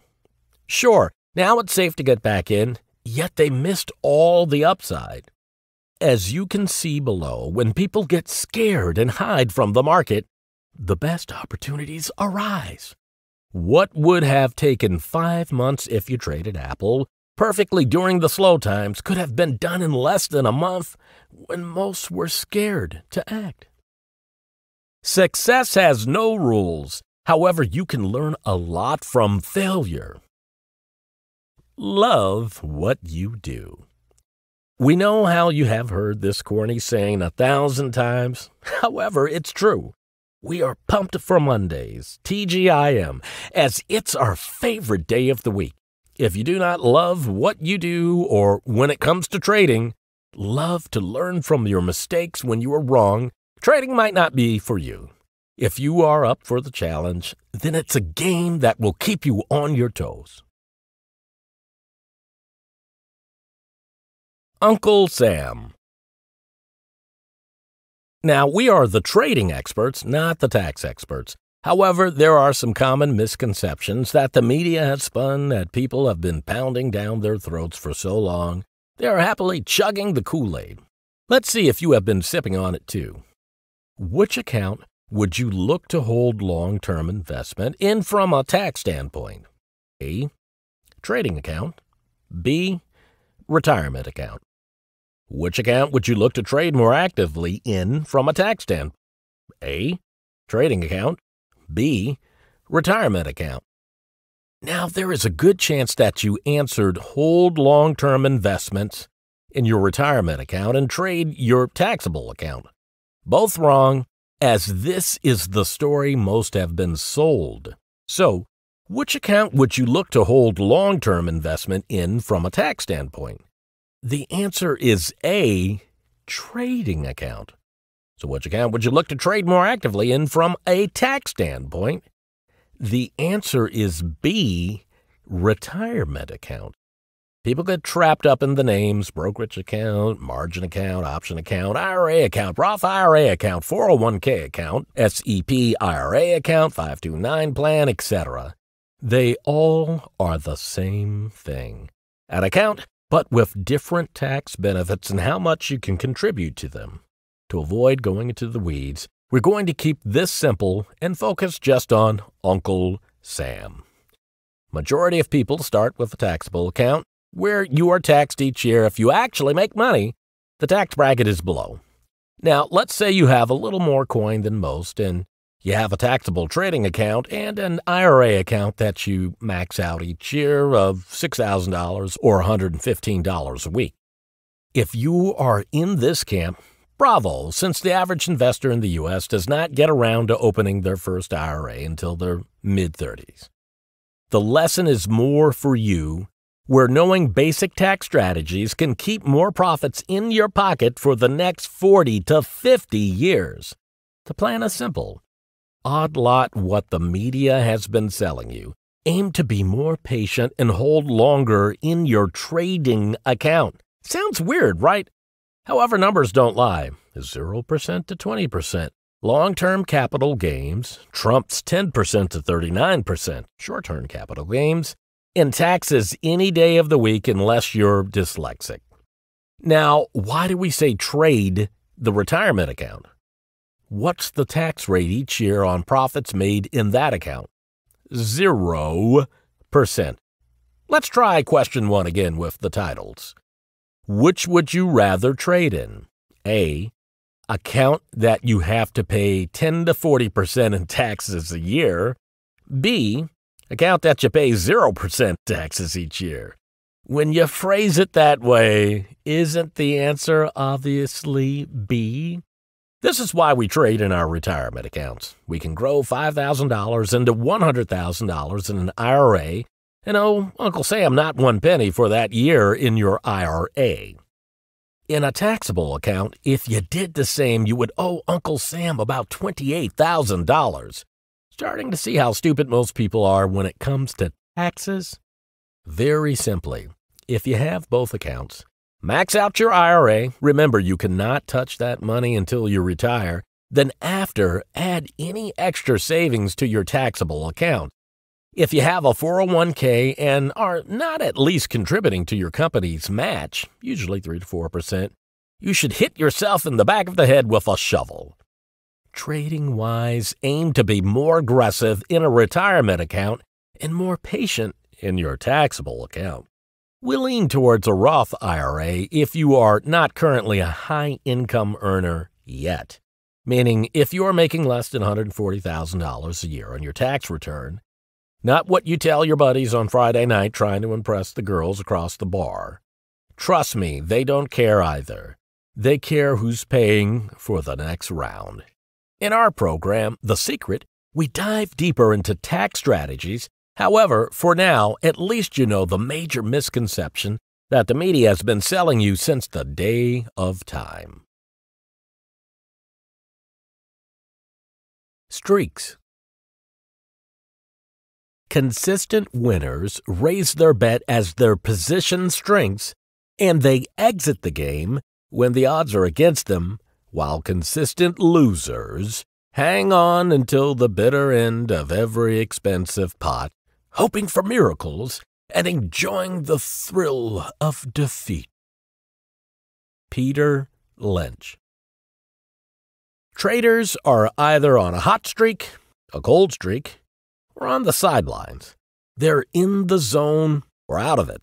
Most would like to think they are always in the zone or on a hot streak. However, that is often a lofty dream. Successful long-term trading is all about having the percentages on your side. By focusing on the percentages, not the dollars, you can keep your eye on the ball. There are times when the markets are hot and times when they're cold. Your trading can also be hot or cold. When you're hot, you need to master running that streak for as long as possible. yet having the ability to be honest with oneself when you're not fully seeing the market. For us, we often see a change in streaks after a big loss, or a change in overall market conditions. Leading up to the first correction, 10% pullback from prior highs, and 2 years back in 2018, we were on a hot streak. Trades were clicking, members were putting up monster numbers. Chris Knapp was up 50% in 2 months on his overall account. Adam Rav made over $125,000 in a week, has a 7-figure plus account, and the Alpha Chat was putting up $200,000 plus weeks in locked-in profit when we were recently averaging around $50,000 prior. Every winning trade isn't a good trade. Every losing trade isn't a bad trade. Just because you're making money doesn't make it a good trade. We were on a hot streak and the energy and the euphoria was at extreme high. There were talks of members shopping for Rolexes and wanting to buy their first exotic car. We were at highs along with the market. There were subtle clues as we started to shift more defensive towards the end of the run, but we did not have a clue a correction was about to occur. That big, bearish, engulfing bar, opening the day at highs and selling off the entire day closing at lows, is a horrible sign if you are long. On that day, the Alpha Chat as a whole was bitching and moaning as they were getting stopped out of trades and were not used to the market actually not going up. Human nature has been the same for thousands of years, and people love to complain. The market can be up 90 days in a row, however, 1 or 2 down days, and people get all fussy. As technical traders, we did not have to sit through much pain after that day, and the market corrected for the first time in years. We were able to let the cash settle, let the group's euphoric emotions settle, and get back to business when the time was right. We let the market settle out and didn't have to try to be heroes catching bottoms. We just got back in once the market showed us that the storm was over. The actual correction, the one that millions of investors were bragging that they were waiting for years, lasted a mere 2 hours. For 2 hours, the market stayed in correction territory, being down 10% plus from recent highs. This is why you have to be honest with yourself and your streaks. You need to know when to press it and when to take the foot off the gas pedal. This is a feat that will stay with you throughout your career. A tremendous baseball player will bat around 30%, so at about 1,000 bats, the player would hit about 300 of those 1,000 attempts, and teams will pay millions of dollars for that player to professionally fail. The ball player knows it's not as simple as hitting the ball 3 times in a row and striking out the next 7. The player might strike out 20 times in a row, then go on a streak and have 15 hits back-to-back and any other combination in between. For professional traders, it is often very similar. If we are right around 30% of the year, it's a great year. And those of us winning 30% trades, only a handful will really make our year. We don't really know which stock will be the next NKTR and go from $25 to $105 in 3 months, or the next once to go from $50 to $90 in a quarter. We have to step up to the plate and swing the bat and keep swinging over and over, and eventually, with enough bats, we can point to the fences and knock a few monsters out of the park. Now, these streaks can last longer when people act collectively as a group, even if those people do not necessarily agree amongst themselves. Our Alpha Chat is a prime example of this. We have hundreds of members all trading a handful of the same stocks. One member might make 5%, the next might make 10%, another might hold for longer and make 25%, while others who are even more patient might make 40 to 50% plus in the same stock in a few months. There might even be 1 or 2 who lose money in that same name. Everyone is working together as a team, passing along information. How they messed up, say they moved their stop too tight or that they were too heavy to hold through the pull ends, resulting in selling too much stock too quickly. You could put 1,000 people in front of the same stock and they will all trade it differently. All that matters is who made money. Having a few hundred eyes watching your back and the stocks you are in will often be more beneficial than being a lone ranger trading on your own. The reason for this is that a stock represents the conflicting opinions of thousands of buyers and sellers. Yet the major moves in stocks will be concentrated over a handful of days. If you are not familiar with the 80-20 rule, it tends to apply to stocks where 80% of the stock's price movement tends to only occur on 20% of the trading days. Let's take a look at an example of this below. As you can see, WDC set up for an entire year before it was ready to break out. We took a loss in it earlier in the year before catching the big run that went on. For an entire year, WDC traded in a $20 range. Now, that is still a big enough range to trade inside. However, it really didn't do much because for 80% of the time, it just traded inside $77 to $96. Then, it finally gave us an opportunity to get in on tight risk. Did we know that this time WDC was going to range for 10 days in a row? No shot. All we knew was that WDC was giving us a tight risk opportunity where 1 to 2% of risk could potentially yield 5 to 10%. This trade ended up giving us 15% plus, and all you had to do was up your stop to the prior day's low each day to catch the meat of the move. You might be reading this and wondering, can trading be that simple? The rookie trader tends to need a Bible to explain his fundamental analysis on some stock that he's going to sell 3 cents higher. For us, our trades can be explained in 1 to 2 sentences. We're looking to buy here, get out here if we're wrong, and sell above here if we're right. We might not be right the first time, and if given the opportunity to get back in, we will take the trade again. Keep trading simple and keep the streaks on your side. Expert power. Good trading is a peculiar balance between the conviction to follow your ideas and the flexibility to recognize when you have made a mistake. Michael Steinhardt. Expert power is based on specialized knowledge that is not readily available to many people. It is a potential source of power because other people depend on it, seek advice from it, and without it would be at a disadvantage to the ones with access to it. Think of the doctor-patient relationship. There might have been a time where you thought you were gravely ill or dying, overly dramatic, after a few WebMD searches, only for your doctor to politely tell you that you're an idiot and that you simply have the common cold. You follow your doctor's advice not because he is in a formal position of power.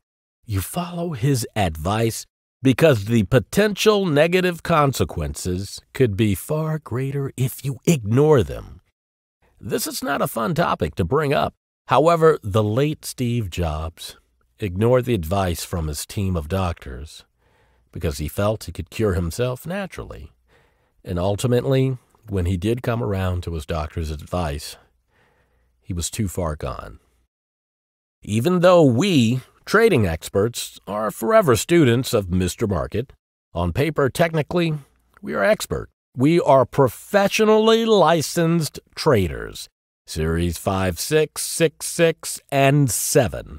We have years of experience in the trenches along with the piece of paper to show that the regulating agencies approve our status. We ended up down this path not to save lives like the noble doctor. We went down this path because it is one that is as entrepreneurial as can be, a path where you eat what you kill. We also have been given the opportunity to help others and push them in the right direction, which is something that they normally would not have access to. The meaning of life is to find your gift. The purpose of life is to give it away. As a result of this, we have noticed our members start to pick up on this and that it is commonly referred to as referent power. This is when one gains power from other people, and it happens in subtle occurrences. For example, we have noticed newer members who were so hell-bent to trading options watch Shake casually explain how he made $14,000 in a 2-day swing trade in SQ, or how he made 70% in 2 months holding A&AB on 1% risk, flip a switch, and never look back at such costly gambles. It can be very hard for most to break these bad habits without a cold dose of reality. This is coming from 2 traders, Shake and Ben, who have fallen victim to those same misconceptions and have made it their goal to help others who are in a similar situation. Death by 1,000 cuts. Whether you are dealing in millions or in thousands, the same principle lessons apply. It is your money. It will remain with you just so long as you guard it. Faulty speculation is one of the most certain ways of losing it. Jesse Livermore. I'm not a big sports guy. However, I did read an interesting quote from Newt Rockne. For non-sports guys like myself, he was a famous Notre Dame football player with the famous saying, "The way to succeed is to build up your weaknesses until they have become your strengths." One of my own biggest weaknesses in trading was that I used to refuse to pay up for the stock. It's too expensive. I'll wait for the pullback, I'd say. Oftentimes, I still make this same mistake. Don't get me wrong. It just happens less frequently. In my head, when I'm saying it's too expensive at these levels, a light bulb goes off that it might be time to load up. As you read through these 18 mistakes, you'll undoubtedly notice 1 or 2 you've fallen victim to. Number 1, getting started in the wrong names. What seems too high in price tends to get more expensive, and what seems cheap tends to get cheaper. For new traders right out of the gate, if you're picking some bottom right loser has-been that was at $100 3 years ago and now was a value play at $10, you were just asking to get screwed. You ask 100 new traders, an expensive stock like Amazon or a dog like Twitter, 90% will buy the dog. That's why they're called dumb money. 2, buying on the way down. If your initial buy is on the way down, don't worry, that deal tends to become an even bigger deal. I can't even tell you how many times I've had those deals. It just can't even go lower. It was at $70 now, it's at $30. Buffett said to buy when people are scared. Oh shit, this loser is at $15. How am I down 50%? Don't worry, it will turn, and when it gets back to $30, you sell and watch it go to $70. I have a firm rule. The first buy has to be on the way up. Are there times to buy into support? Absolutely. However, focus on starting with the trend instead of catching the deal. 3, averaging down. If your first buy was wrong, so be it. Trades fell. But averaging into a loser is a sucker's strategy. The time to be added is when it turns and is getting back to your price, not selling like most new investors who buy on the way down. In 2007, I was 100% long financially, solar and automotive, which were the 3 worst performing sectors. My portfolio was down 80% in March 2009. I was the classic dumb money that I explained in the second weakness. new traders love to be long-term investors until they break even, sitting through a ton of pain for a long period of time and just selling once they can recoup their initial investment. I sat with those losers for years, and each one I sold at a break even. After I sold, they all raged 100 to 200% from my price, except for GM, which went bankrupt. 4.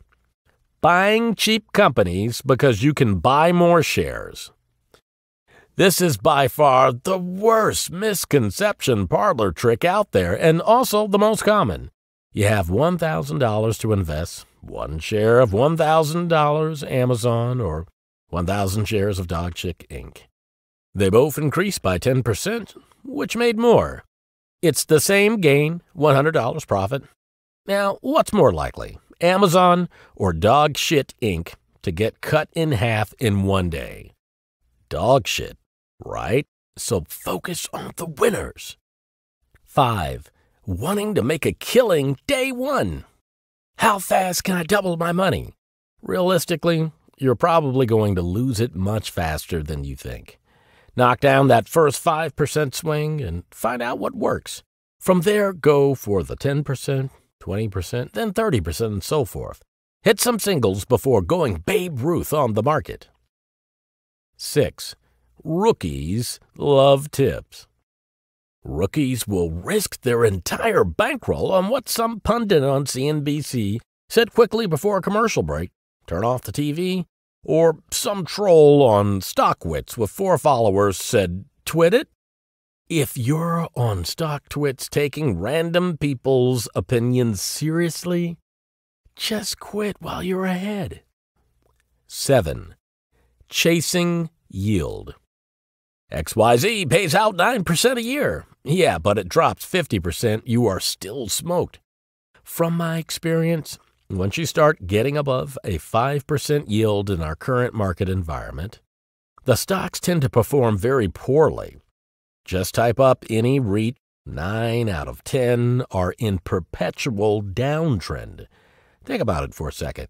If a stock is paying out 16% a year, that means 4 times a year when the dividend gets paid out, people are walking into a 4% gap down. Do you know how many investors out there haven't the slightest clue as to when their dividends get paid and will panic out? They're searching for news as to why their name is down 4% when it's simply adjusting for the payout. There are always exceptions to the rule, like MLP specifically.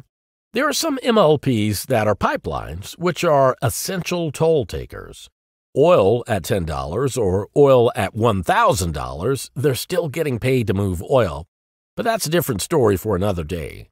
For now, let's keep it simple. Don't chase yield. 8. Too much advice.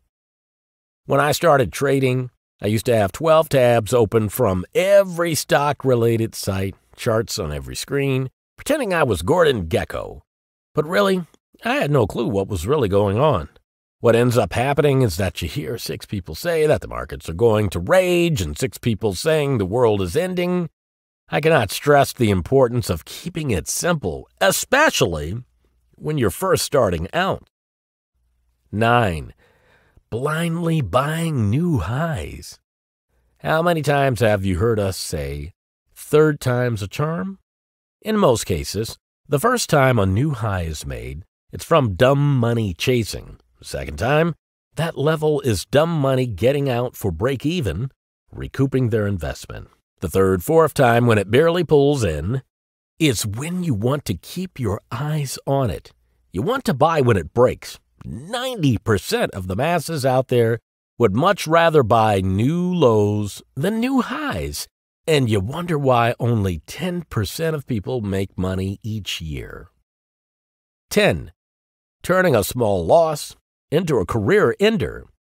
If you guys remember our story, $60,000 loss, who needs a game plan, there was one day where I could have essentially gotten out for break even or a small loss. In my head, I knew I should get out. However, the devil on the shoulder says, "Nah, screw it, you got this," as I proceed to get smoked. Keep your losses small. Even long-term, if you're dollar-cost averaging, as shitty as it feels to pay up for stocks, it's usually the right thing to do. 11. Being a wannabe. Similar to above, the new trader will boast to his buddies about the 5% he made in XYZ, but he's tight-lipped about being down 50% in ABC. Cut your losers quickly and hold your winners. The real investor is willing to lose 5% to hold and make a real 50% chop. 12. Scared of Uncle Sam. It's common for new investors to be worried about taxes, which is a valid concern. However, having to pay too much in taxes is what we call a good problem. We do break down advantageous steps you could take to avoid paying the maximum amount in taxes with the right accounts. However, your only concern is to put on proper risk-reward trades and just make a profit. Worry about Uncle Sam in April, not 3 minutes after you buy the damn stock. 13. Speculating in options. Fun fact, 90% of options expire worthless. Yes, there are plenty of ways to supplement option trading into great returns, but when just starting off, the time value is too difficult to comprehend adequately to play them. It is difficult enough to be right concerning a chart and price. Now throw a ticking time bomb in the mix. I don't like your odds. 14. Focusing too hard on limit orders. Once went as high as $99 today, and it's down at $97. I will sell when it gets back to $99, only to watch it fall back to your price. $9.99 over $1,000, you will not catch the all-time low or high of a stock. If you see a name put in a monstrous daily move and retrace and you start seeing in your head, when it gets back to highs, I'll sell it, just hit the bid. One or two things will happen if it actually gets back up there. It's probably going much higher, or the devil on your shoulder is just trying to screw you. When in doubt, lock it in. 15. Indecisions killed the cat and your account. I missed Loxo. It ripped 20 points today. I missed Amazon. Wasn't even on my radar. It went 7% today. Then you go buy some loser and lose money. Set a game plan. Set your alerts. Set your buy stops and be ready to buy your stock when it sets up. A failed trade isn't necessarily a bad trade. Game planning and freezing up, however, is. 16. Having an opinion. Trust me, the stock doesn't care. Anytime I have taken a personal opinion against a name, I could not have been more wrong. Tesla at $80. It's going to be $10 next year. Facebook at $60. No one even uses it.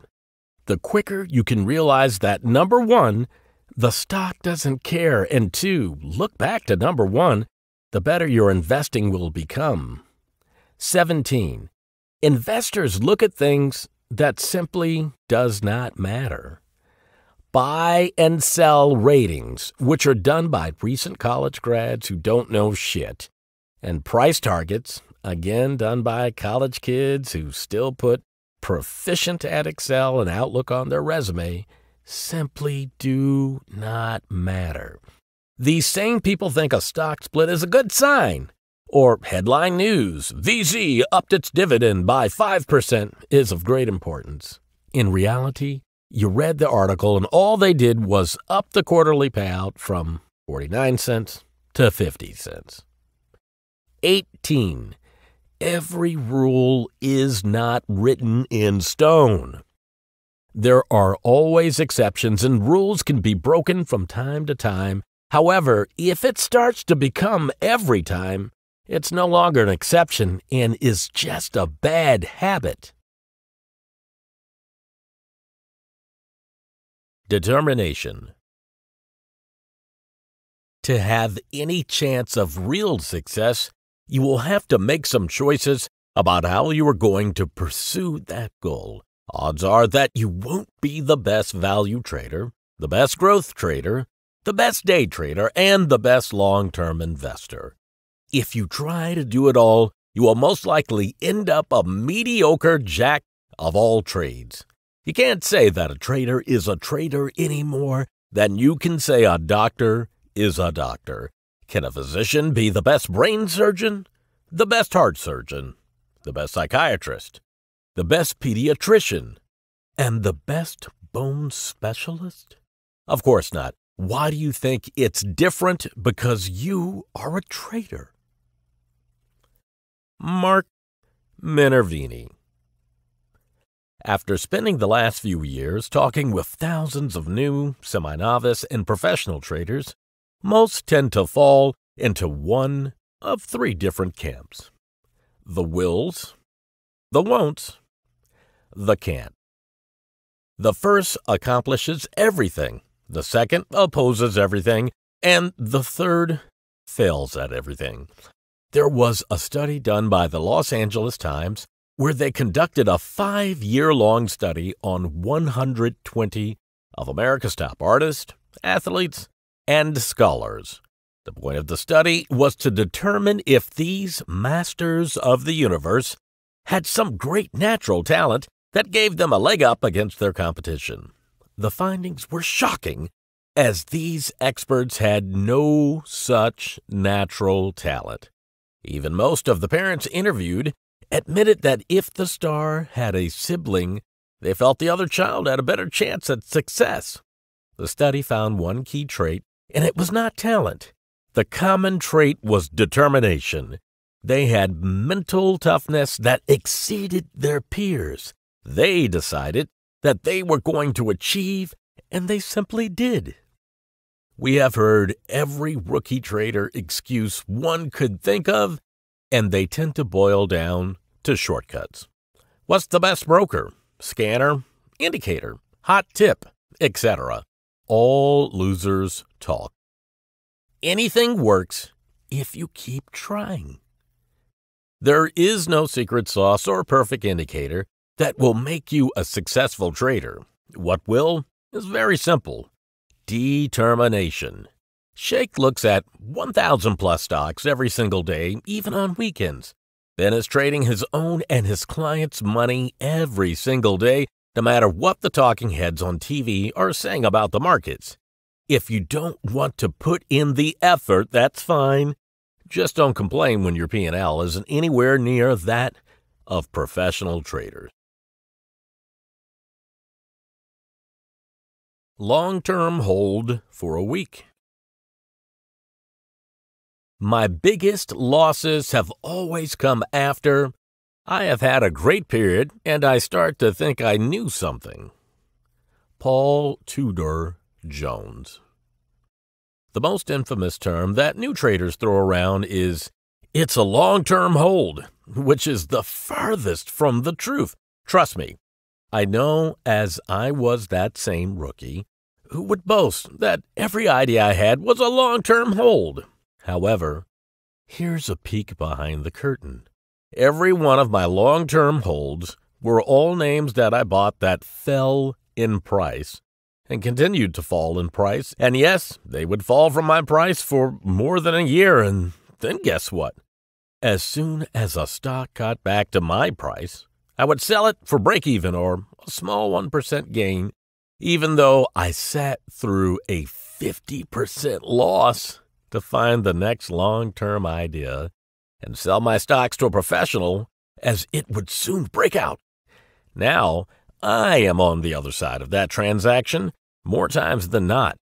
Now, you might be thinking, how can I compare the logic of a new trader's idiotic long-term holds to my own stupid trades? Very simple.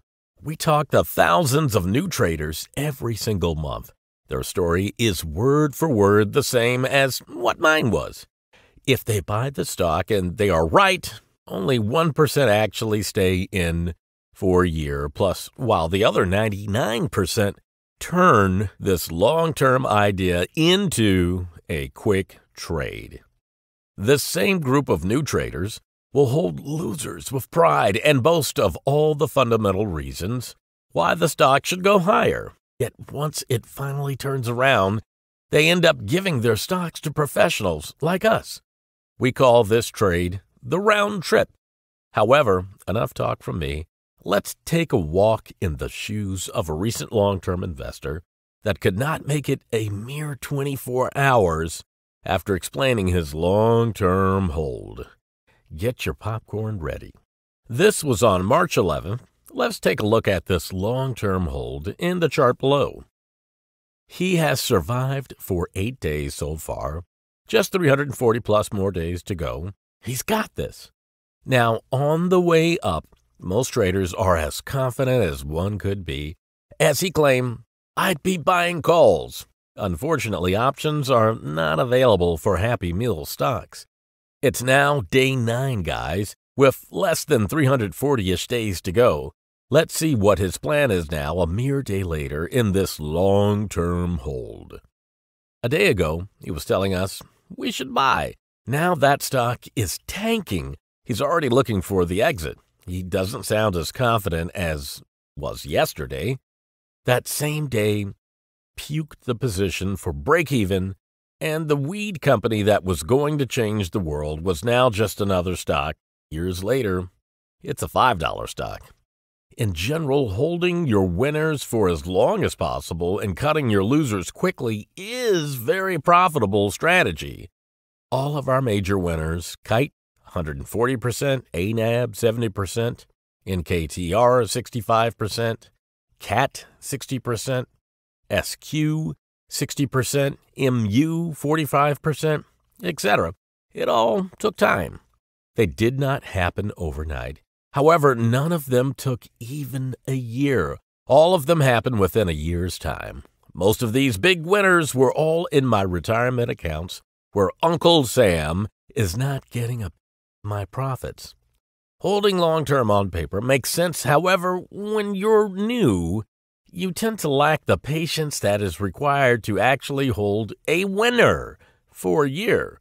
Holding a loser for a year is cakewalk, as 99% of investors have done it their entire investing careers. There is a taxable benefit to holding a stock longer term. However, for most starting out, tax strategy is not something that is really an issue yet, as you can see below. Your first $9,000 in profits short term is only a 10% haircut. If you're making less than that, long-term holding for tax benefits, it's probably not much of a concern just yet. Just like trading, patience comes from time. Aim first to hold a profitable trade for a week, then 2, then a month, then 2 months, then a quarter, then 6 months, then for up to a year. Keywords here are profitable trades. Profitable and trade. Every trade starts out as a day trade that becomes a swing trade that becomes a longer-term hold. Not the other way around. Hold your winners and cut your losers quick. Rinse and repeat. Hindsight bias.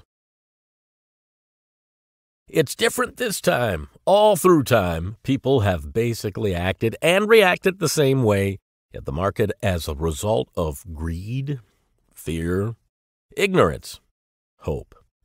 Wall Street never changes. The pockets change, the stocks change, but Wall Street never changes because human nature never changes.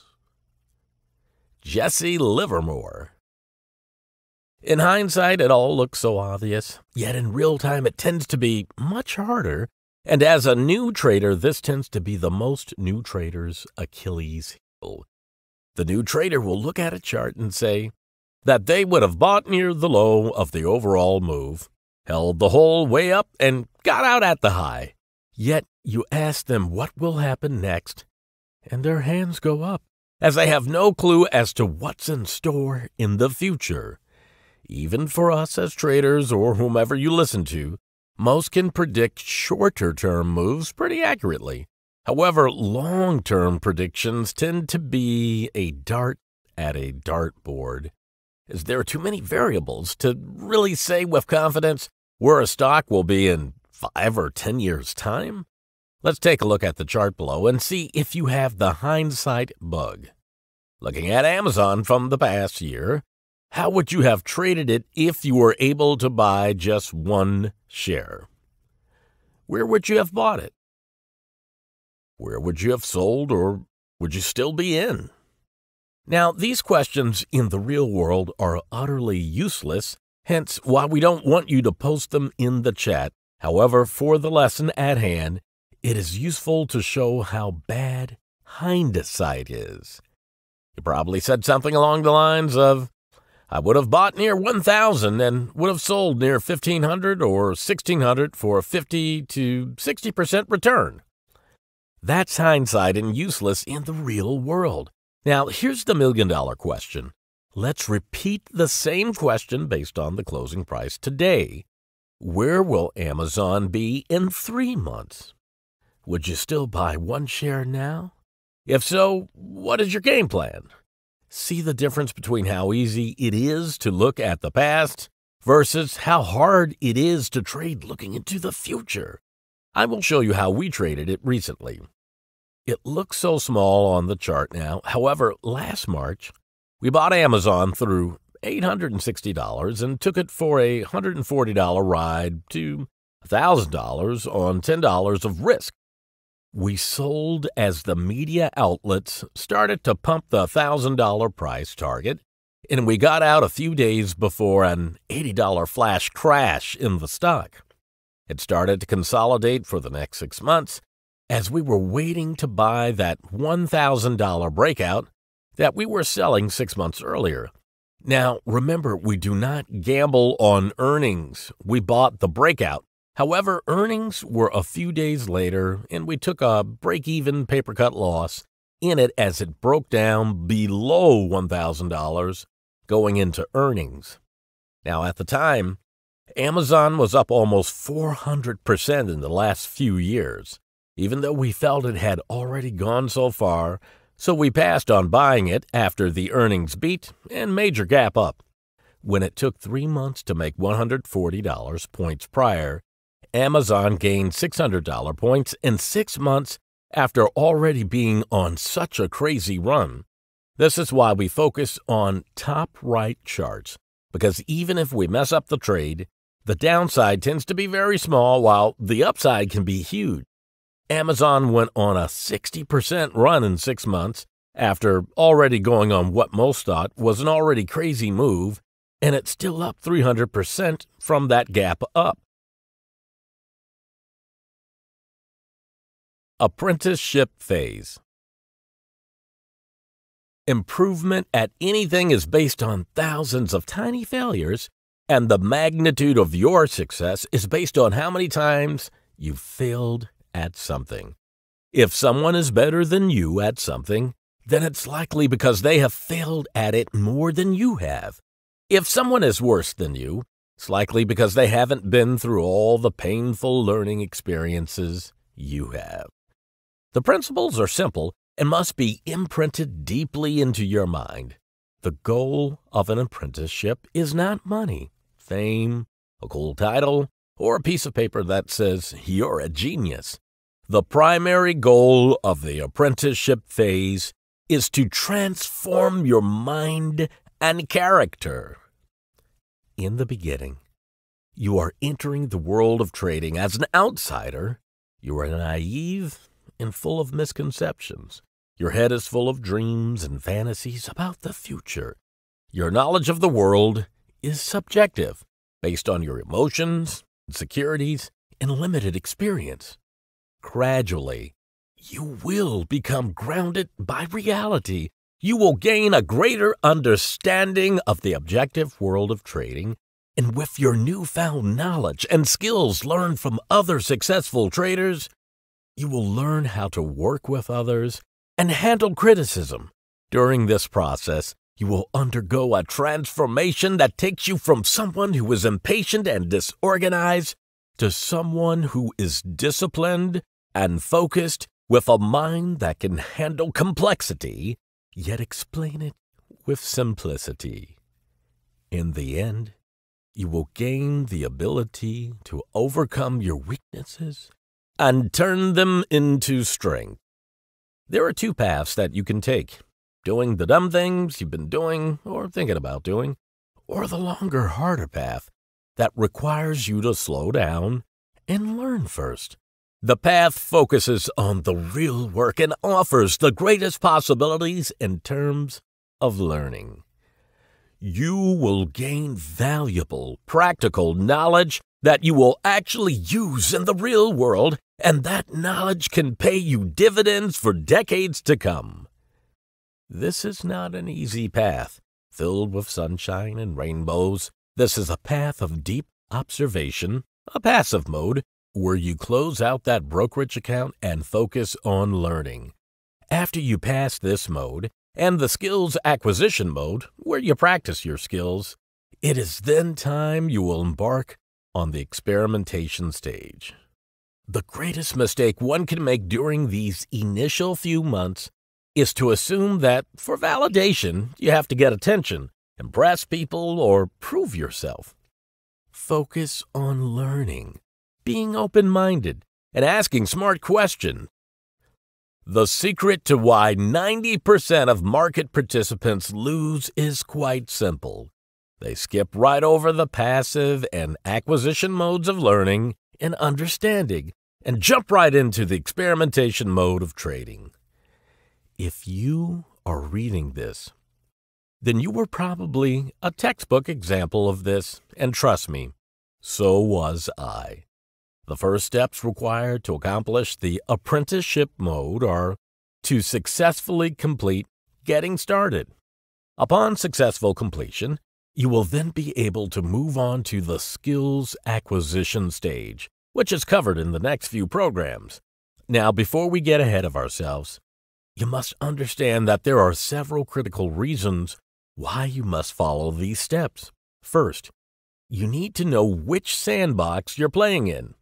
You need to learn and understand why we put our stop at $99.89, while you most likely don't know what a stop is, and if you do, you put your stops on whole numbers like $100, or why we're selling stock into a 30% move, yet you just saw it on CNBC or StockWits and put in a market order to buy the same stock we are selling to you for a 30% premium.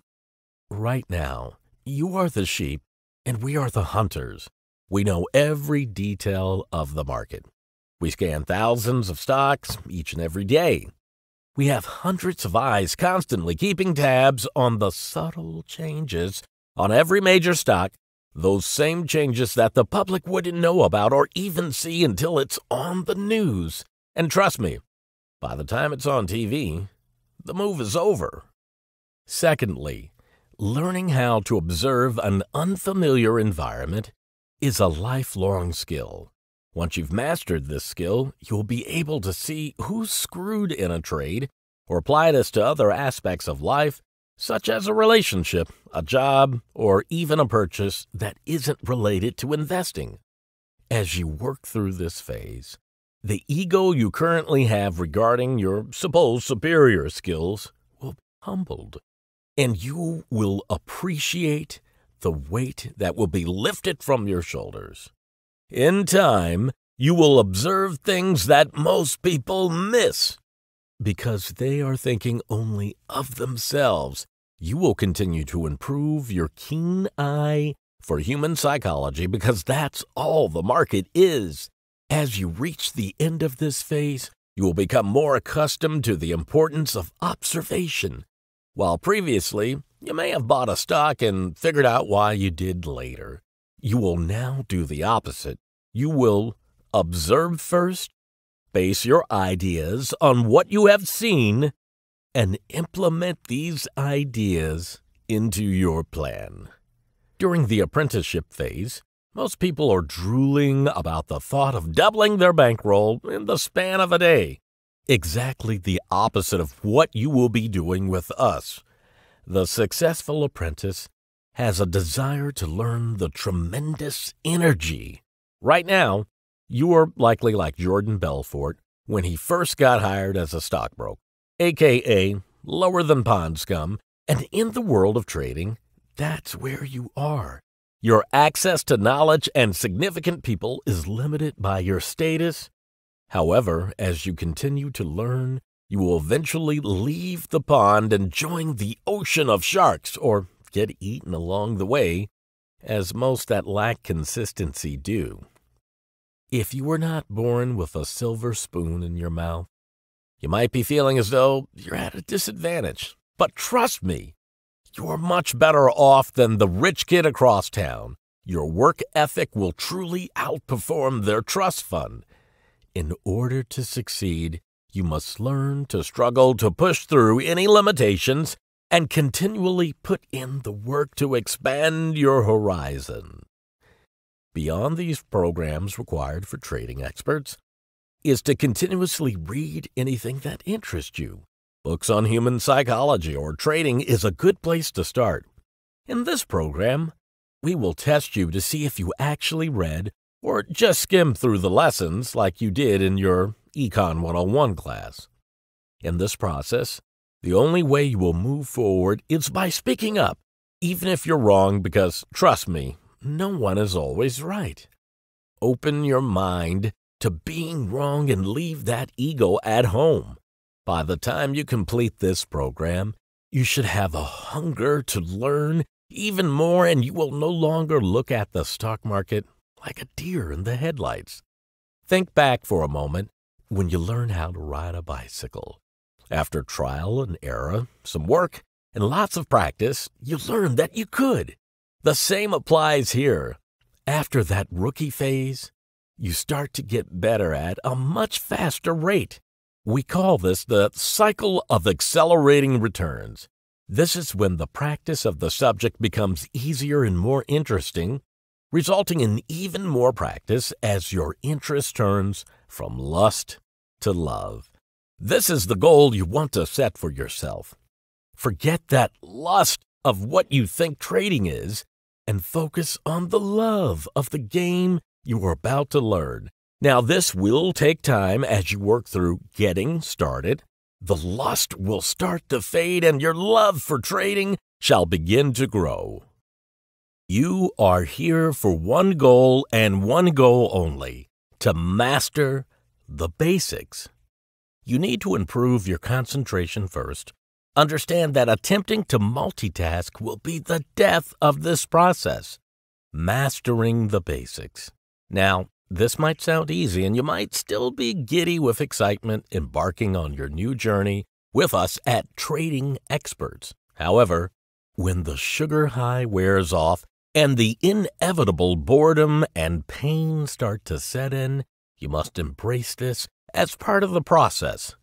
Trust me, if this part was fun, 90% of market participants wouldn't be losing their money each year.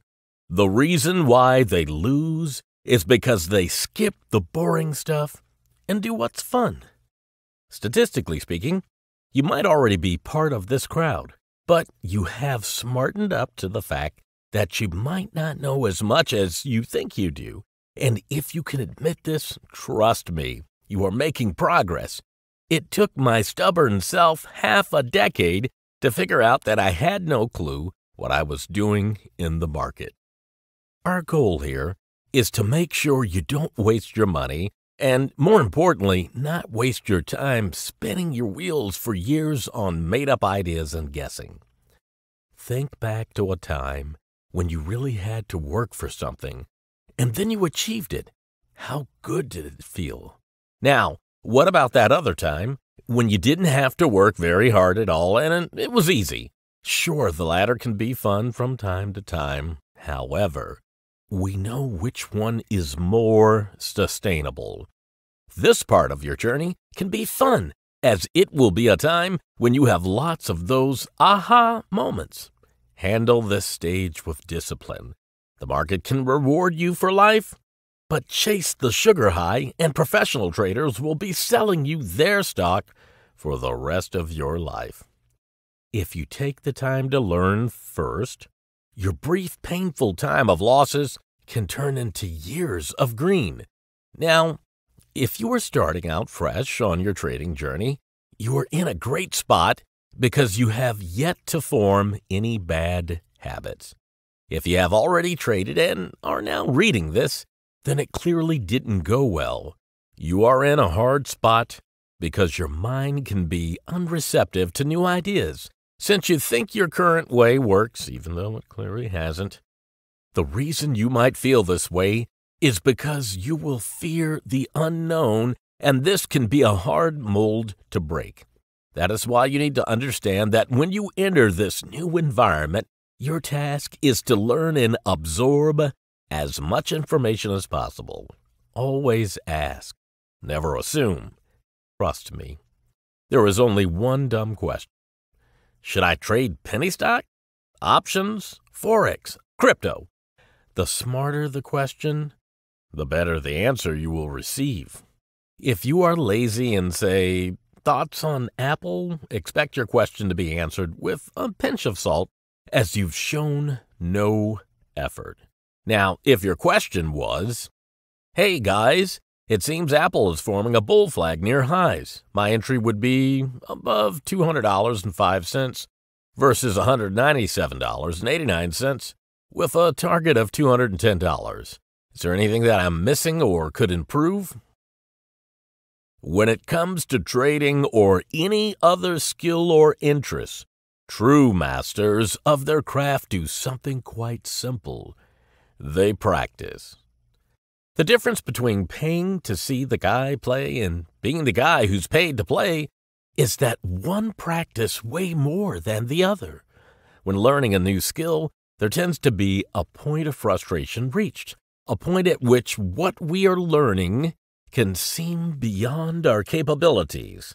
Some will succumb to this and quit. They never become masters, while others push through and prevail. Now, you might be thinking that the hard part of trading is as simple as getting over the hurdle of frustration. You might be feeling as though every stock you bought has dropped like a rock, while a professional like Shake makes $50,000 in that same week.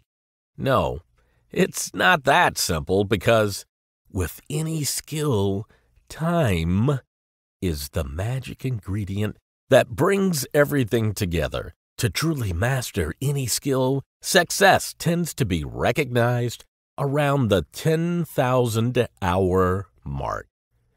We have worked day and night on our programs to help nudge you down the right path towards mastery. Now, you might be thinking, damn, 10,000 hours is too long. And if that's the case, realize that the next 10,000 hours of your life are going to happen. It could be spent binge-watching Netflix with Doritos crumbs on your shirt, or investing in your future. That choice is for you, and only you, to make. Time will happen regardless of what you choose to do with it. As you work through the lessons, the skills you pick up will start to become hardwired. The time spent improving will not nearly compare to the time that people endure in those soul-crushing 9-to-5 jobs.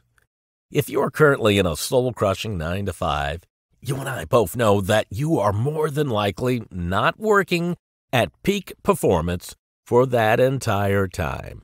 Use this time to your advantage, and instead of spending it on a sports site or news outlet, spend it improving. The sooner you start to realize that to succeed, you need to be consistent, the emotions of boredom, panic, frustration, and insecurity tend to wash away. They do not go away forever, as we are only human. However, as time goes on, you will start to be able to use these insecurities to your advantage.